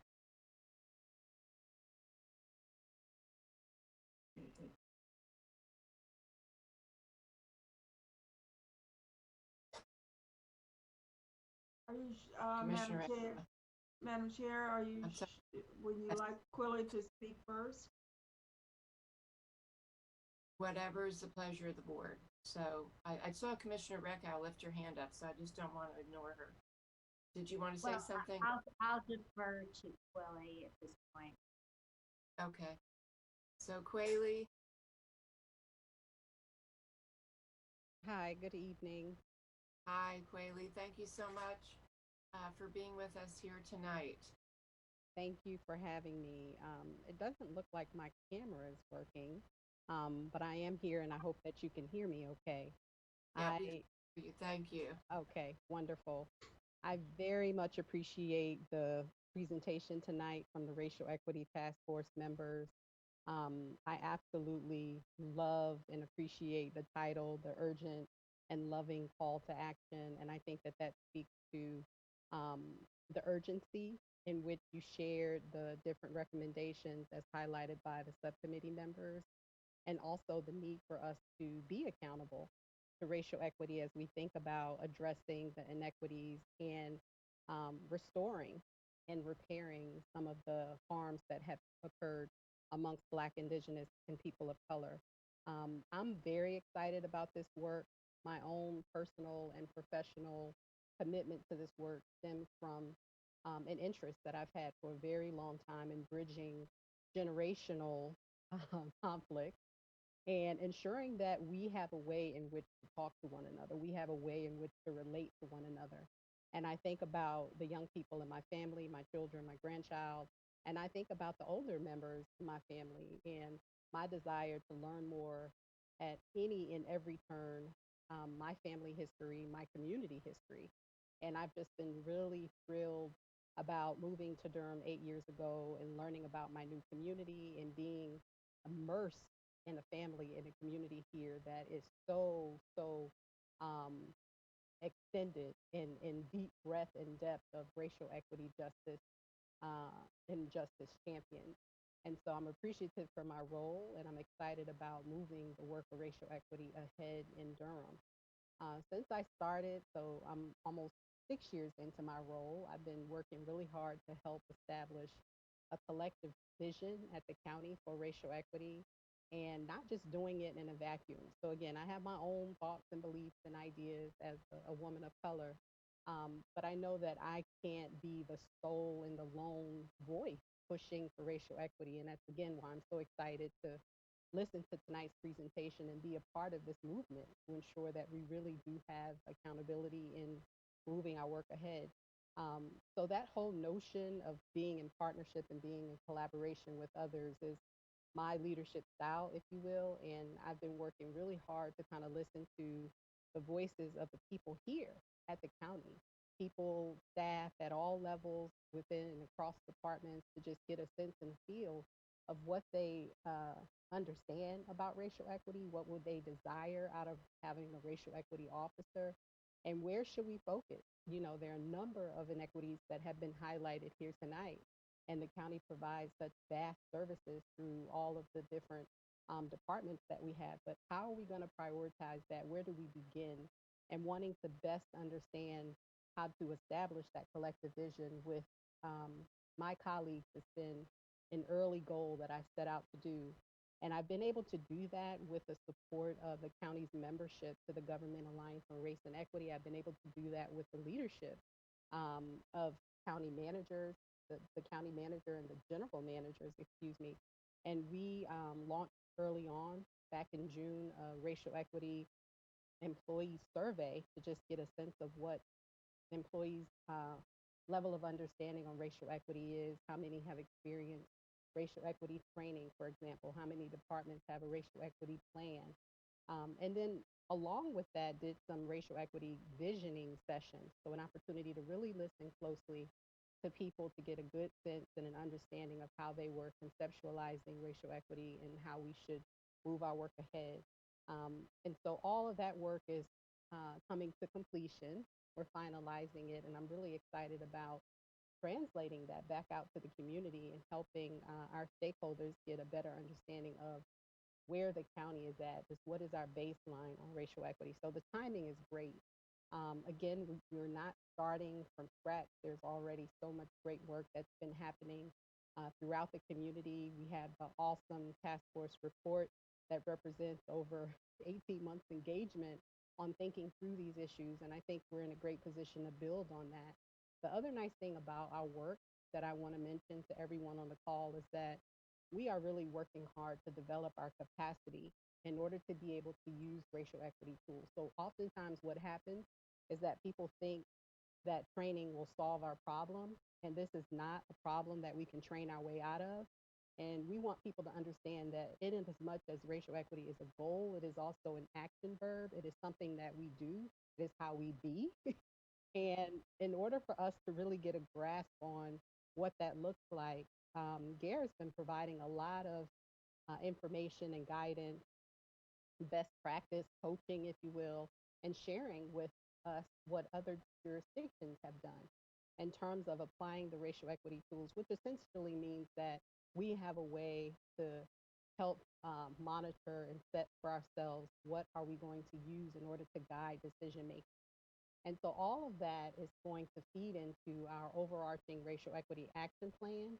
And this is a way for us to position this work so that it is long term and that it reaches beyond just me and what I'm able to do as one lone person, but helps us to develop capacity and establish an infrastructure for this work. And we definitely need more champions, right? So that is my goal, to just make sure that this work lives beyond just me and it's not just a representation of what I think needs to happen. So there's several goals. I went all around the road to just say that there are several goals within the county that align with the Racial Equity Task Force agenda and the recommendations of each of the subcommittees. And I'm really excited about where we go next. And I am here. I hope members of the community, members of the Racial Equity Task Force community know how to find me. If not, I want to make sure that that happens.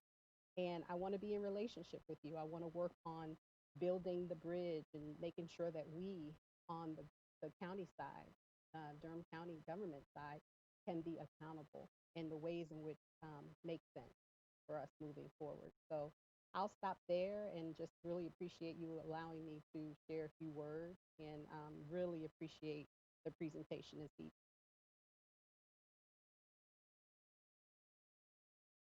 Thank you, Quayle, and we're just so, again, grateful to have you as a part of our team, and I'm just so excited about the work that you are leading for change on the inside out,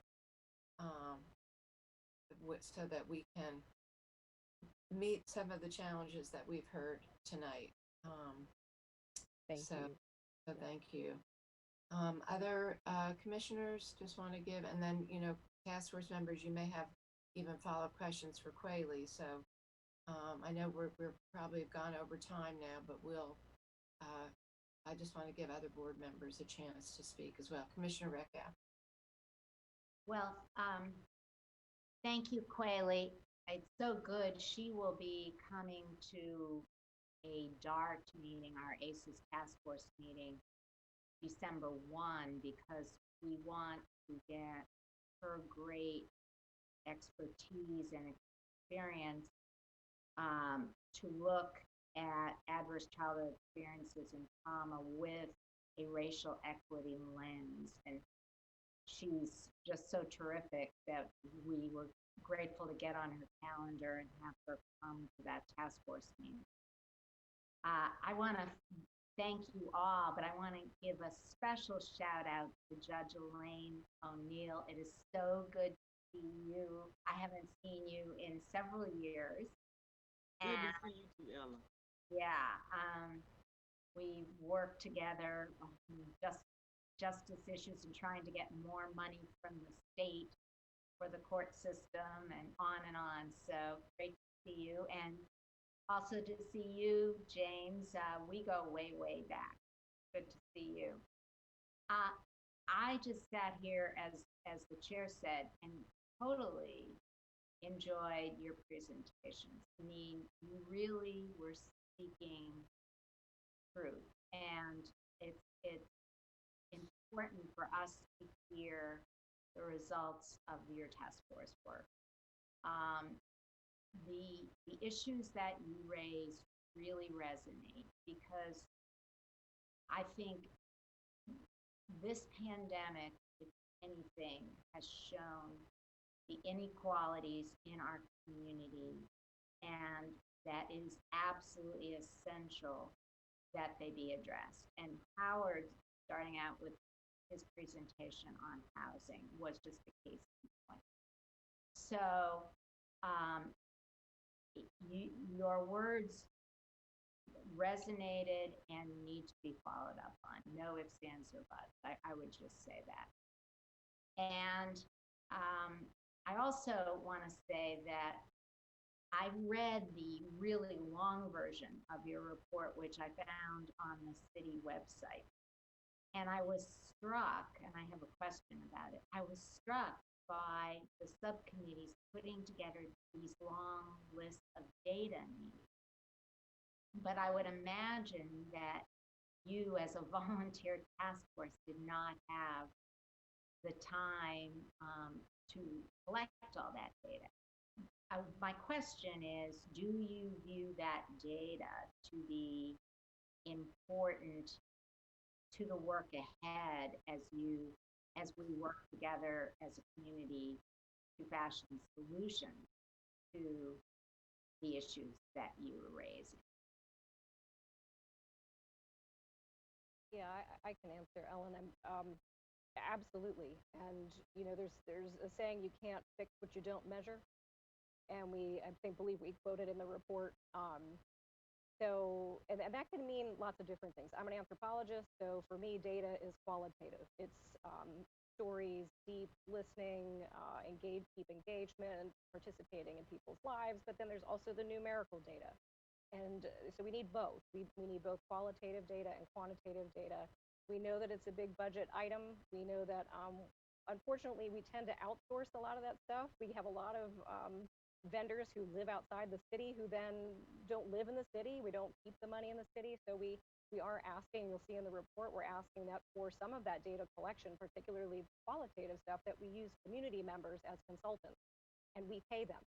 And so we are practicing equity as we are collecting that data and trying to address the wealth gap. So that absolutely, Ellen, I'm glad you picked up on that. We have many data needs, but there are groups in Durham. We have DataWorks, who does a lot of quantitative stuff, but there's also a lot of ways we can do qualitative data by engaging the community and actually, and that would be really, really integral to moving forward. I don't know if anybody else wants to jump in.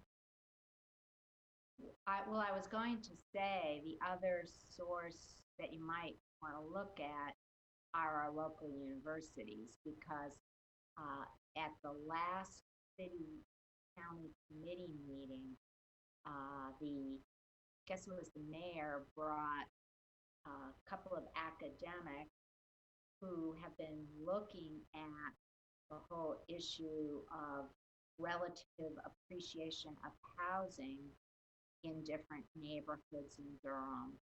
And the fact is that Black neighborhoods did not experience the appreciation that white neighborhoods did over the past 50 years or so.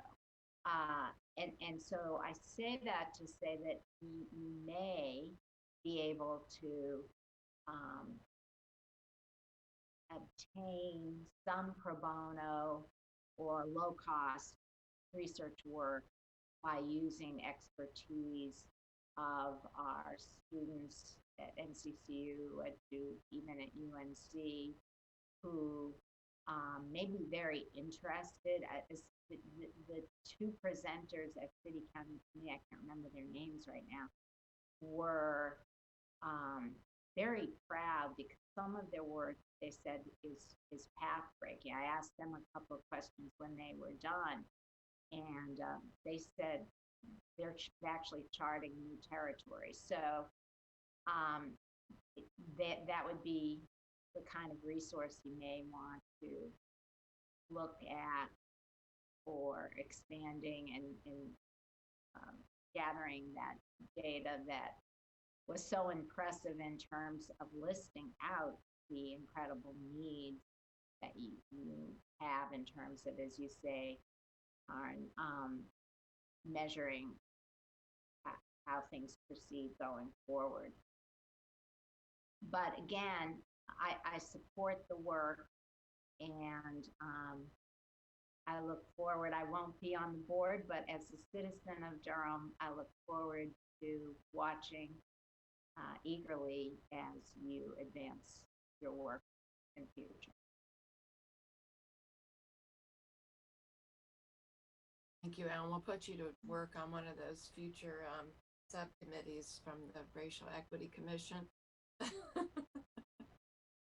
Commissioner Howerton. Thank you, Madam Chair, and I want to thank the Racial Equity Task Force, all the members for this presentation. I know the community partners stand in solidarity with the great work that this task force has done over the last couple of years. When a couple of weeks ago, when the 529 citizens approached me with the signed petitions to ask me to have our board listen to and hear their call for us to support the Racial Equity Commission, I was touched and moved that they had spearheaded and pushing for us to take some action here. And what you hear my voice is this touches me. When we talk about people have been hurt, there's a lot of pain. There's a lot of pain in this community. There's a lot of pain around this conversation. And when we ignore it, it compounds the pain. We talk about adverse trauma. Our children are experiencing adverse trauma. And we'll see the results of it as they get older if we don't stop the bleeding. There is work to be done. And what I don't want us to do as the board right now is I don't want us to forget that we have 2 new commissioners coming on board. And we need to include them in this conversation. Because whatever we decide to do, then they will be a part of the action to make it happen. So I want to keep that in mind. And we have to build back trust. Howard, when you talked a minute ago about, we all know the housing crisis is upon us, but your words, racial equity, as Willie talked about, is a conversation that mostly people check the box.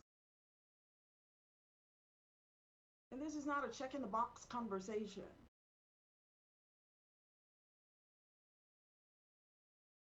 As the team talked about, this is a conversation. This is a loving call to action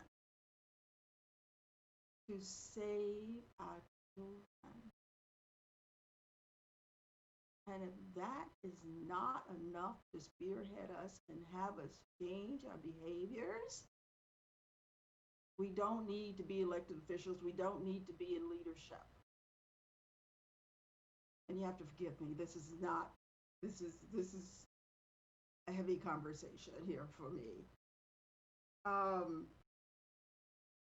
excited about the racial equity officer who is doing a phenomenal job, and the great depth of her experience. And we also have Joanne Pierce, who has worked in a couple of states on racial equity. She's a great opportunity to be a part of this. we're doing a lot of work, but to dig deeper, you know, putting Band-Aids on stuff, we keep bleeding.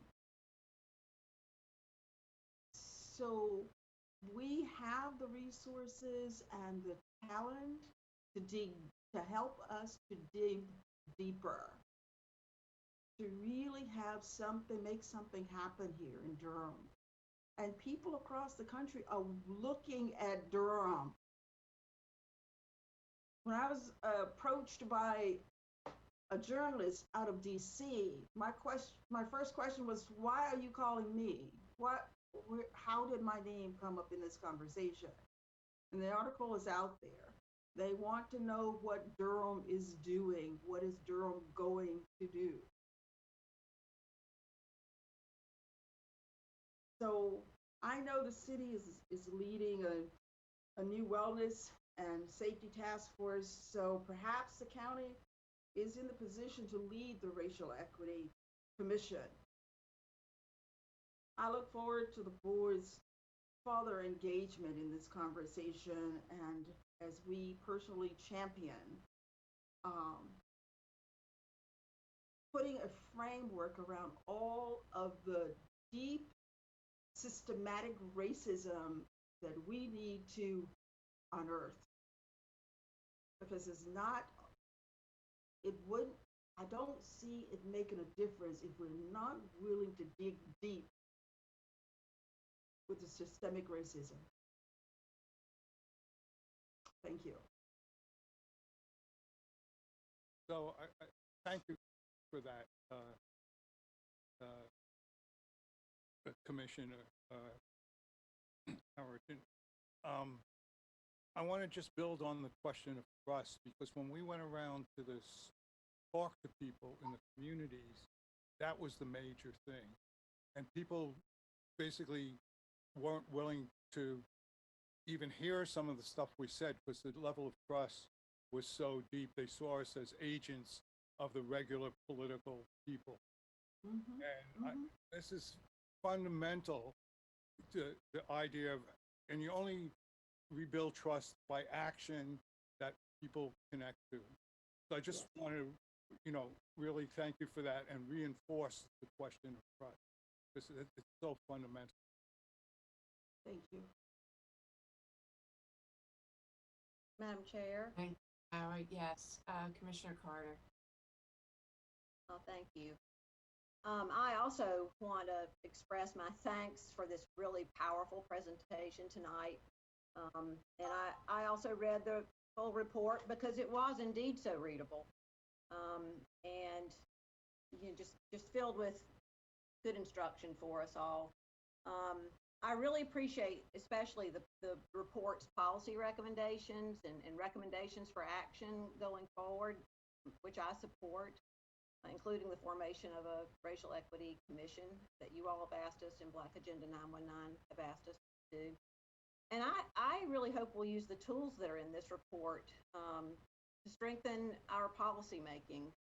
We can run every policy decision, through these tools, through a racial equity impact analysis. You've given us the tools to do that. And of course, we also have Quayle, to whom we can turn for guidance, and Joanne Pierce on this as well. But that would be one way to improve our policymaking process.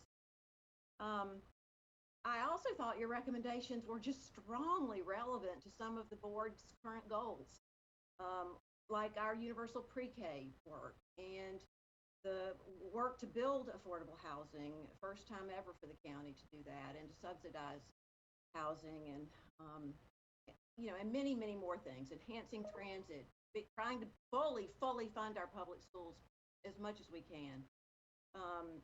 And so, I do think that there are two policy actions that could have a tremendous impact on racial equity in the wealth arena. And I hope that we'll revisit these in December. And those are the $15 an hour per hour for DPS classified staff, and also the tax assistance grant. So I look forward to us continuing to engage around those potential policies. And I feel a really strong alignment with the 6 interrelated areas that you laid out. You all have just done a great job, and I truly appreciate all the time and dedication I know that went into it, and look forward to working with you, and appreciate, Karen, your invitation to remember that you're here and to reach out.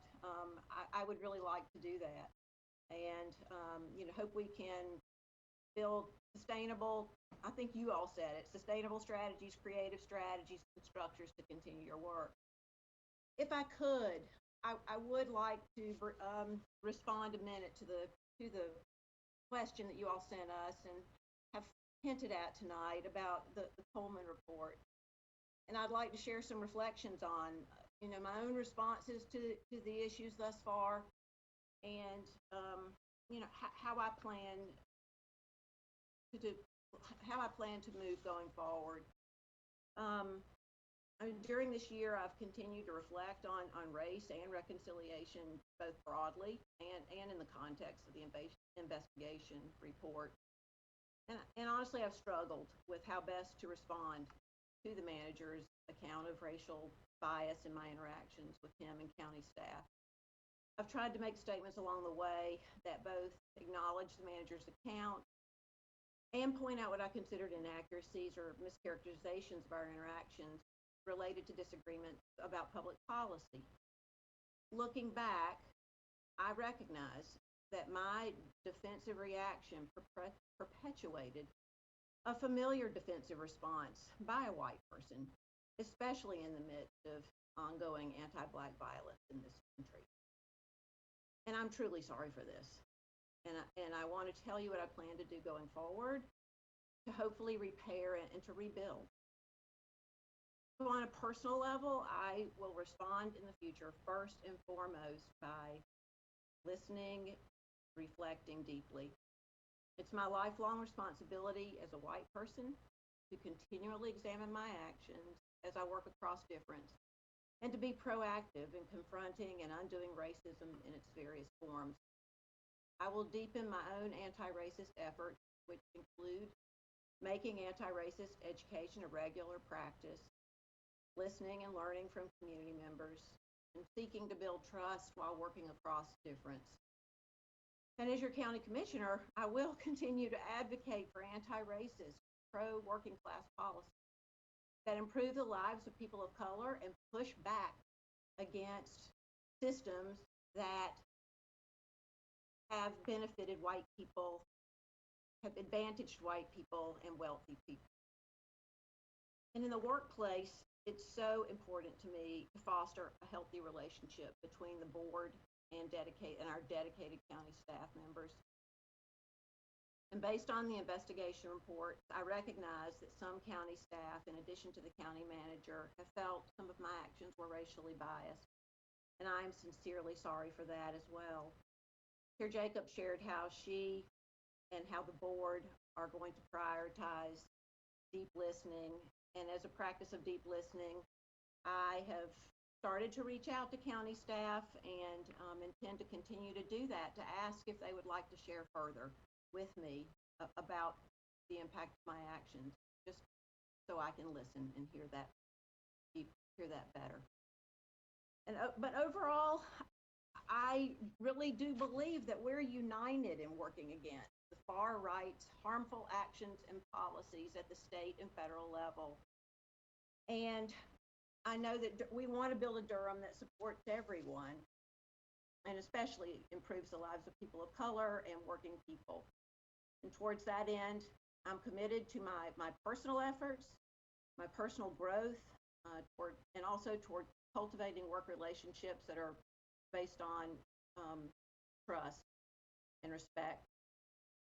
And I'm committed to working together with you all to advance out what I think is our shared vision of a Durham for all, and a Durham where you cannot predict life outcomes by one's race, by one's zip code. Thank you so much for letting me take the time to make those remarks.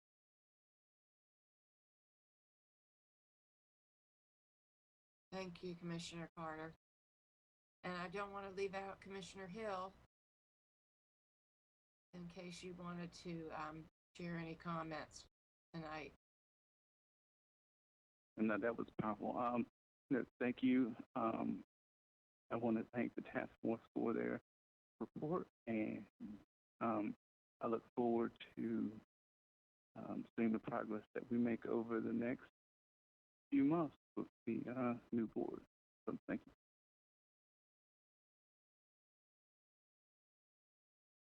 Thank you. And I can say to all of you task force members with us tonight, to see what you have even helped us do tonight by your presence. Very grateful to all of you.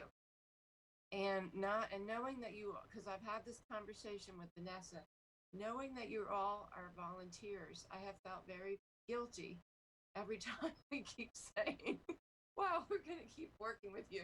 So not that we know that you're volunteers and that you finished your work, but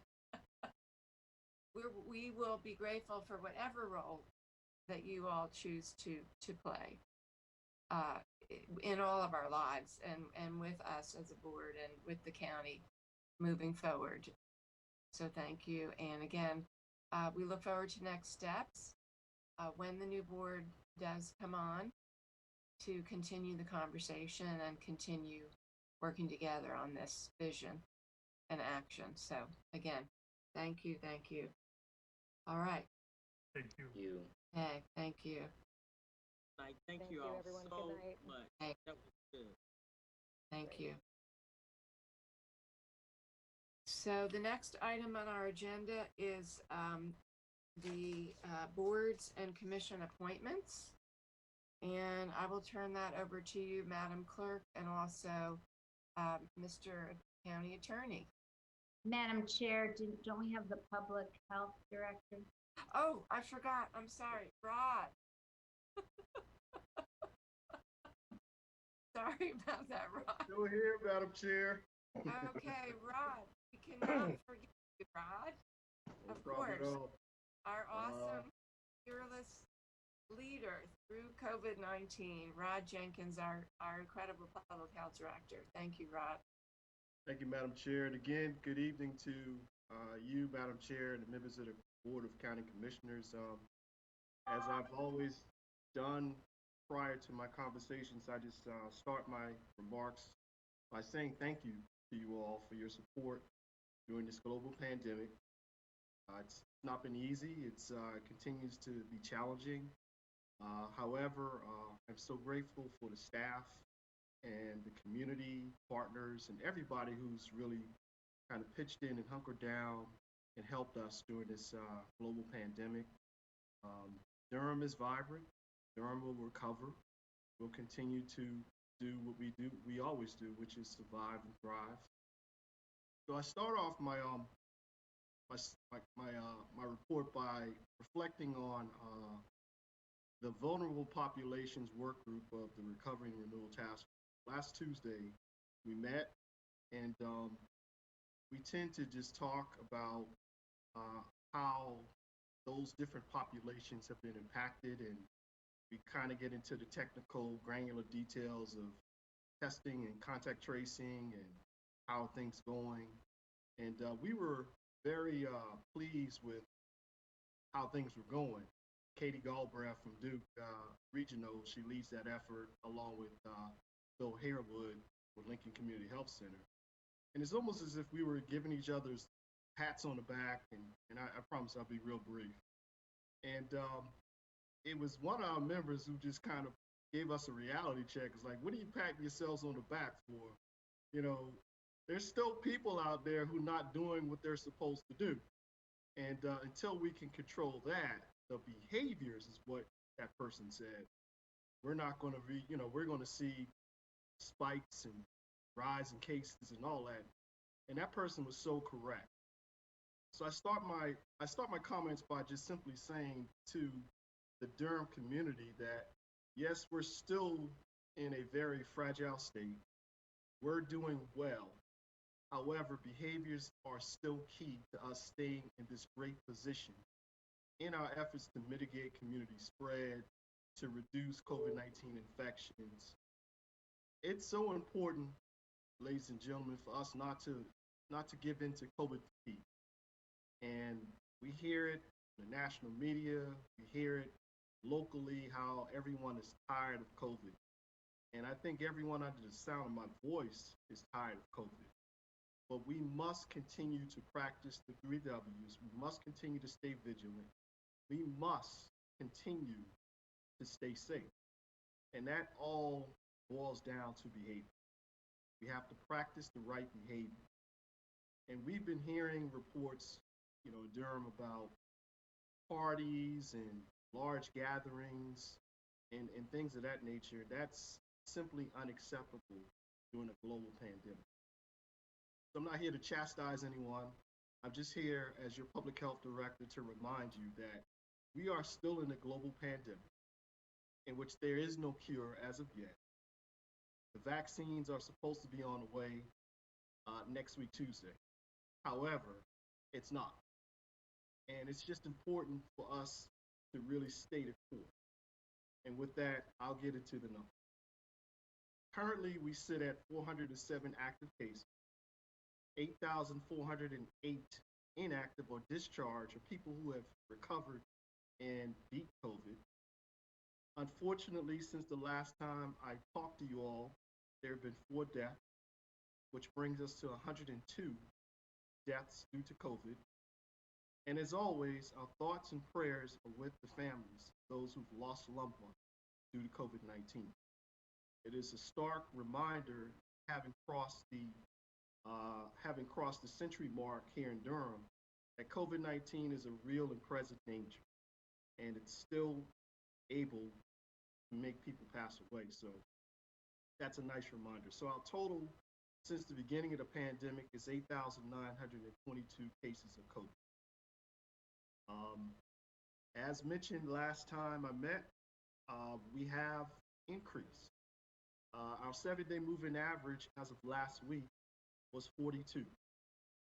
This is rather stable because the average was 44 last week, and the increase, which is an increase from 34 2 weeks ago. So suffice to say, it is increasing. But it's important that I say to Durham, I pay close attention. I pay very close attention to our neighbors and like-sized counties. And it's important that I also say to you, commissioners, that we're doing well. In terms of us, when you think about other counties like size, they're seeing enormous spike. Case in point, at one point in time, Guilford and Forsyth County, we were neck and neck in terms of total cases. Guilford has shot past us. Forsyth is now on our tail. So what does that tell me as your public health director? It tells me that the things that we're doing here in Durham are continuing to work, but it all boils down to behavior. And we need folks to really continue to stay the course. In terms of work, race, and ethnicity, which we are committed to providing because we want to keep the playing field level and we want everyone to understand how COVID affects them. Our Hispanic or Latinx population continues to be overrepresented, representing 38.35% of all cases. We're still doing much better than how we were, or where we were last summer, but we continue to have work to do, and we continue to work with our healthcare coalition. Black or African American are underrepresented at this time with 28.89% of all cases, and our white Durhamites continue to be underrepresented at 27.343% of all of our cases. We are continuing to see long-term care facilities, nursing care facilities have outbreaks. And we continue to work with the state and local administrators to try to contain them. I will say that it takes time because those are congregate living facilities, but locally it seems as if we're revisiting those woes from early spring. As you can recall, we started off with travelers, then we started to long-term care facilities, and then it went to our Latinx population. And now it seems to be coming back to nursing care facilities. So we do have a long-term care facility strike team that is a part of our emergency operations center that's been working tirelessly. But it's important that I report to you all that that does continue to be a concern as far as COVID-19 cases. In terms of positive lab reports that are reported electronically, our positive percentage rate as of today is 5.6%. For the prior week is 4.8%. We pay close attention to Duke's model, and we're thankful for their partnership. North Carolina's infection per Duke was 6%, and Durham's infections, they had it listed at around 3.5%. So again, it varies. We always want to keep it below 5%, but again, that's just telling because again, positive tests are increasing, and Durham's positive cases are increasing as well. So we're continuing to do all that we can to get that positive rate down. As far as school-age children, 18 years of age and younger, the positive percentage was 15.04% of all kids, or 117 total kids were infected by COVID as of last week. A few updates for you all. We have been successful in providing additional surge testing to the residents of Durham Housing Authority and the greater community. And the areas that we were able to provide testing includes McDougal Terrace, J.J. Henderson, 519 East Main Street, and Oxford Manor. We do have plans to provide testing to the Cornwallis units, and we've been working very closely with Anthony Scott and Ms. Danita Johnson to ensure that that happens. Plans are also underway to have drive-through COVID-19 testing in the vicinity of El Centro Hispano. So we are thankful for these partners and their patience because they waited quite a while for us to provide additional resources to them. But make no mistake about it, ladies and gentlemen, we've been able to provide robust testing apparatus in Durham with anywhere from 7 to 8 CVS sites and a very busy Walgreens. And we continue to be thankful for that partnership. I'll continue on by just stating a few updates about our wraparound services provided by Duke University Health System. As of last week, as far as the numbers in Durham, there were 313 food boxes that were delivered, which equated to 948 meals. They did provide relief payments to 30 families or individuals. They provided transportation for 4 individuals. And then COVID-related supplies or COVID supply boxes were 107. And that's just in Durham. At this time, that concludes my presentation. More than happy to answer any questions. Thank you, Rod, as always, for your very thorough, detailed, thoughtful report. Could you just repeat what you just said? The relief payments went to how many families? Yes, ma'am.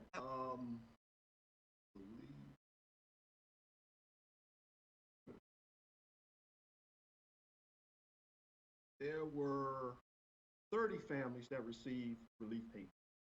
Okay. And does it seem like that system is starting to function? It sounds like it better from the results. Okay. Absolutely.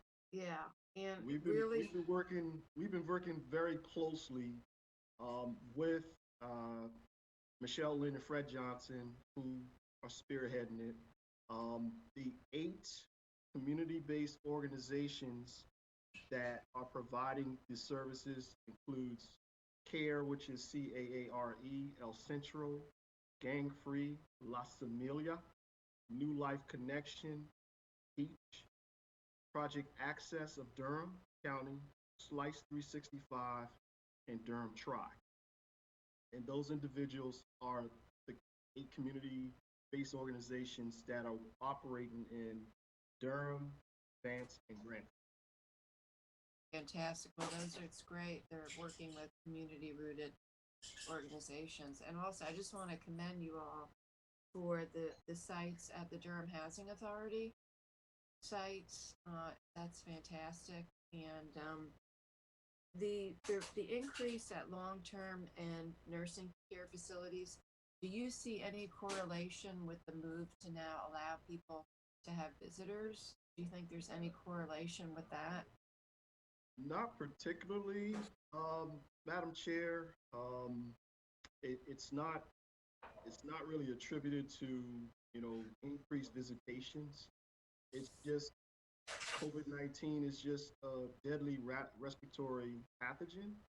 And once it hits one area, it becomes that much more difficult to have like a COVID infected wing and a positive. And, what I've learned through this entire pandemic is that the moment that a congregational setting has one, you can be assured that it's going to be multiple. And it takes so long for it to clear out. And unfortunately, as I mentioned before, the most recent deaths that we've had due to COVID have been individuals who've been hospitalized from nursing. Thank you. Other commissioners have questions? Commissioner Carter. I'm still unmuted. Rod, thank you so much. I continue to feel great admiration for all the work that's going on in Durham County to, keep our surge more modulated than with other large cities, just like you were describing. And I'm positive it's no accident. I really believe it's your leadership. It's the leadership of all of those who are on the Recovery and Renewal Task Force and the work coming out of those roundtables.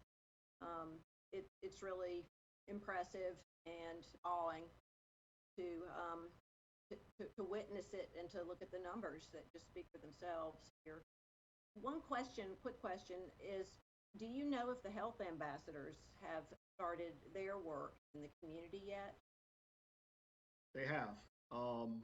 They, particularly the health ambassadors that are assigned to our Latinx population, they are busy. They are doing a fantastic job. And they are definitely getting the resources to those people who are in need. We're continuing to work out some kinks with our food distribution, but nevertheless, food is still, as reported, is still getting to the families in need. But we're just trying to really hone and find a way to get it to those people who are in need quickly, because from the time they get the referral, there is a 72-hour window that it has to be done. And that's a long time for a family that's hungry. Yeah, absolutely. Thank you very much, Rod. Well, thank you. And I take, you've heard this in the media a lot, as far as people taking responsibility. I'm just blessed to be a part of a great team. And I give all credit to the folks that are doing the real work, and that's the men and women of Durham Public.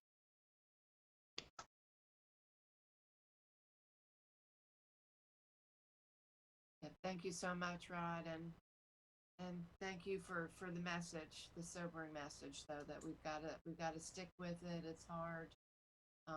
People having COVID fatigue, but we've got to stand together and stand strong and support each other, and we'll get through it together.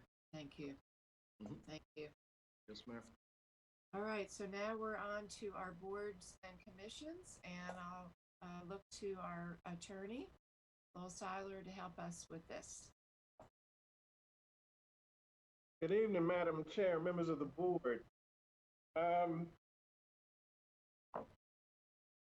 For the Adult Oversight Committee, you can select one person, and you've selected Ali Gill. For the Board of Adjustment, you can select one person, and you selected Natalie Beauchesne. For the Durham County Women's Commission, you can select one person, and you selected Lucia Farragon. For the Durham County Research and Production Services District Advisory Committee, you could select 8 individuals, and you selected all 8. Ginger Dozier, Tracy Howe, Greg Lubecki, Stephen Pearson, Stephanie Harris, Ostra Jewell, R. Jewell, Benjamin Parker, and Tyson Strutzenberg. For the Farmland Preservation Advisory Committee, you could select 2 individuals, and you've selected Kenyon Browning and Nicole Connolly. That's the results of your voting tabulation. Thank you so much, Attorney Seiler.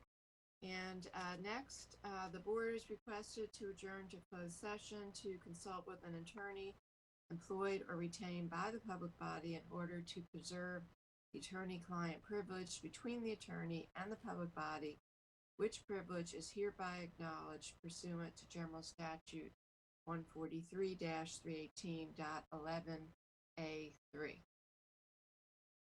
So moved. Second.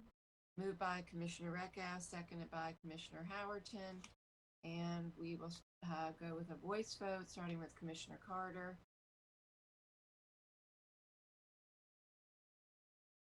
Yes. Commissioner Howerton. Yes. Commissioner Hill. Yes. Commissioner Reckow. Yes. And I'm a yes, so we are unanimously adjourned into closed session. Thank you, everyone who's been with us tonight, and hope you have a great rest of your evening. And we should all look for the link to the closed session. See you all soon. Good night. Good night.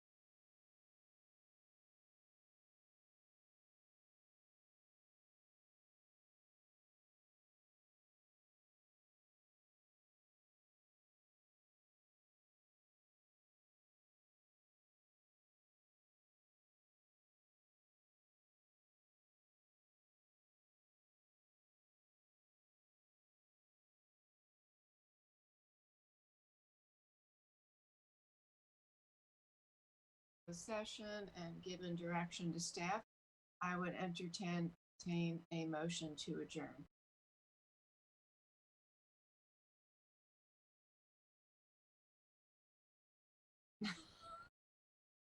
I move we adjourn. Sorry. Okay, moved by Commissioner Carter.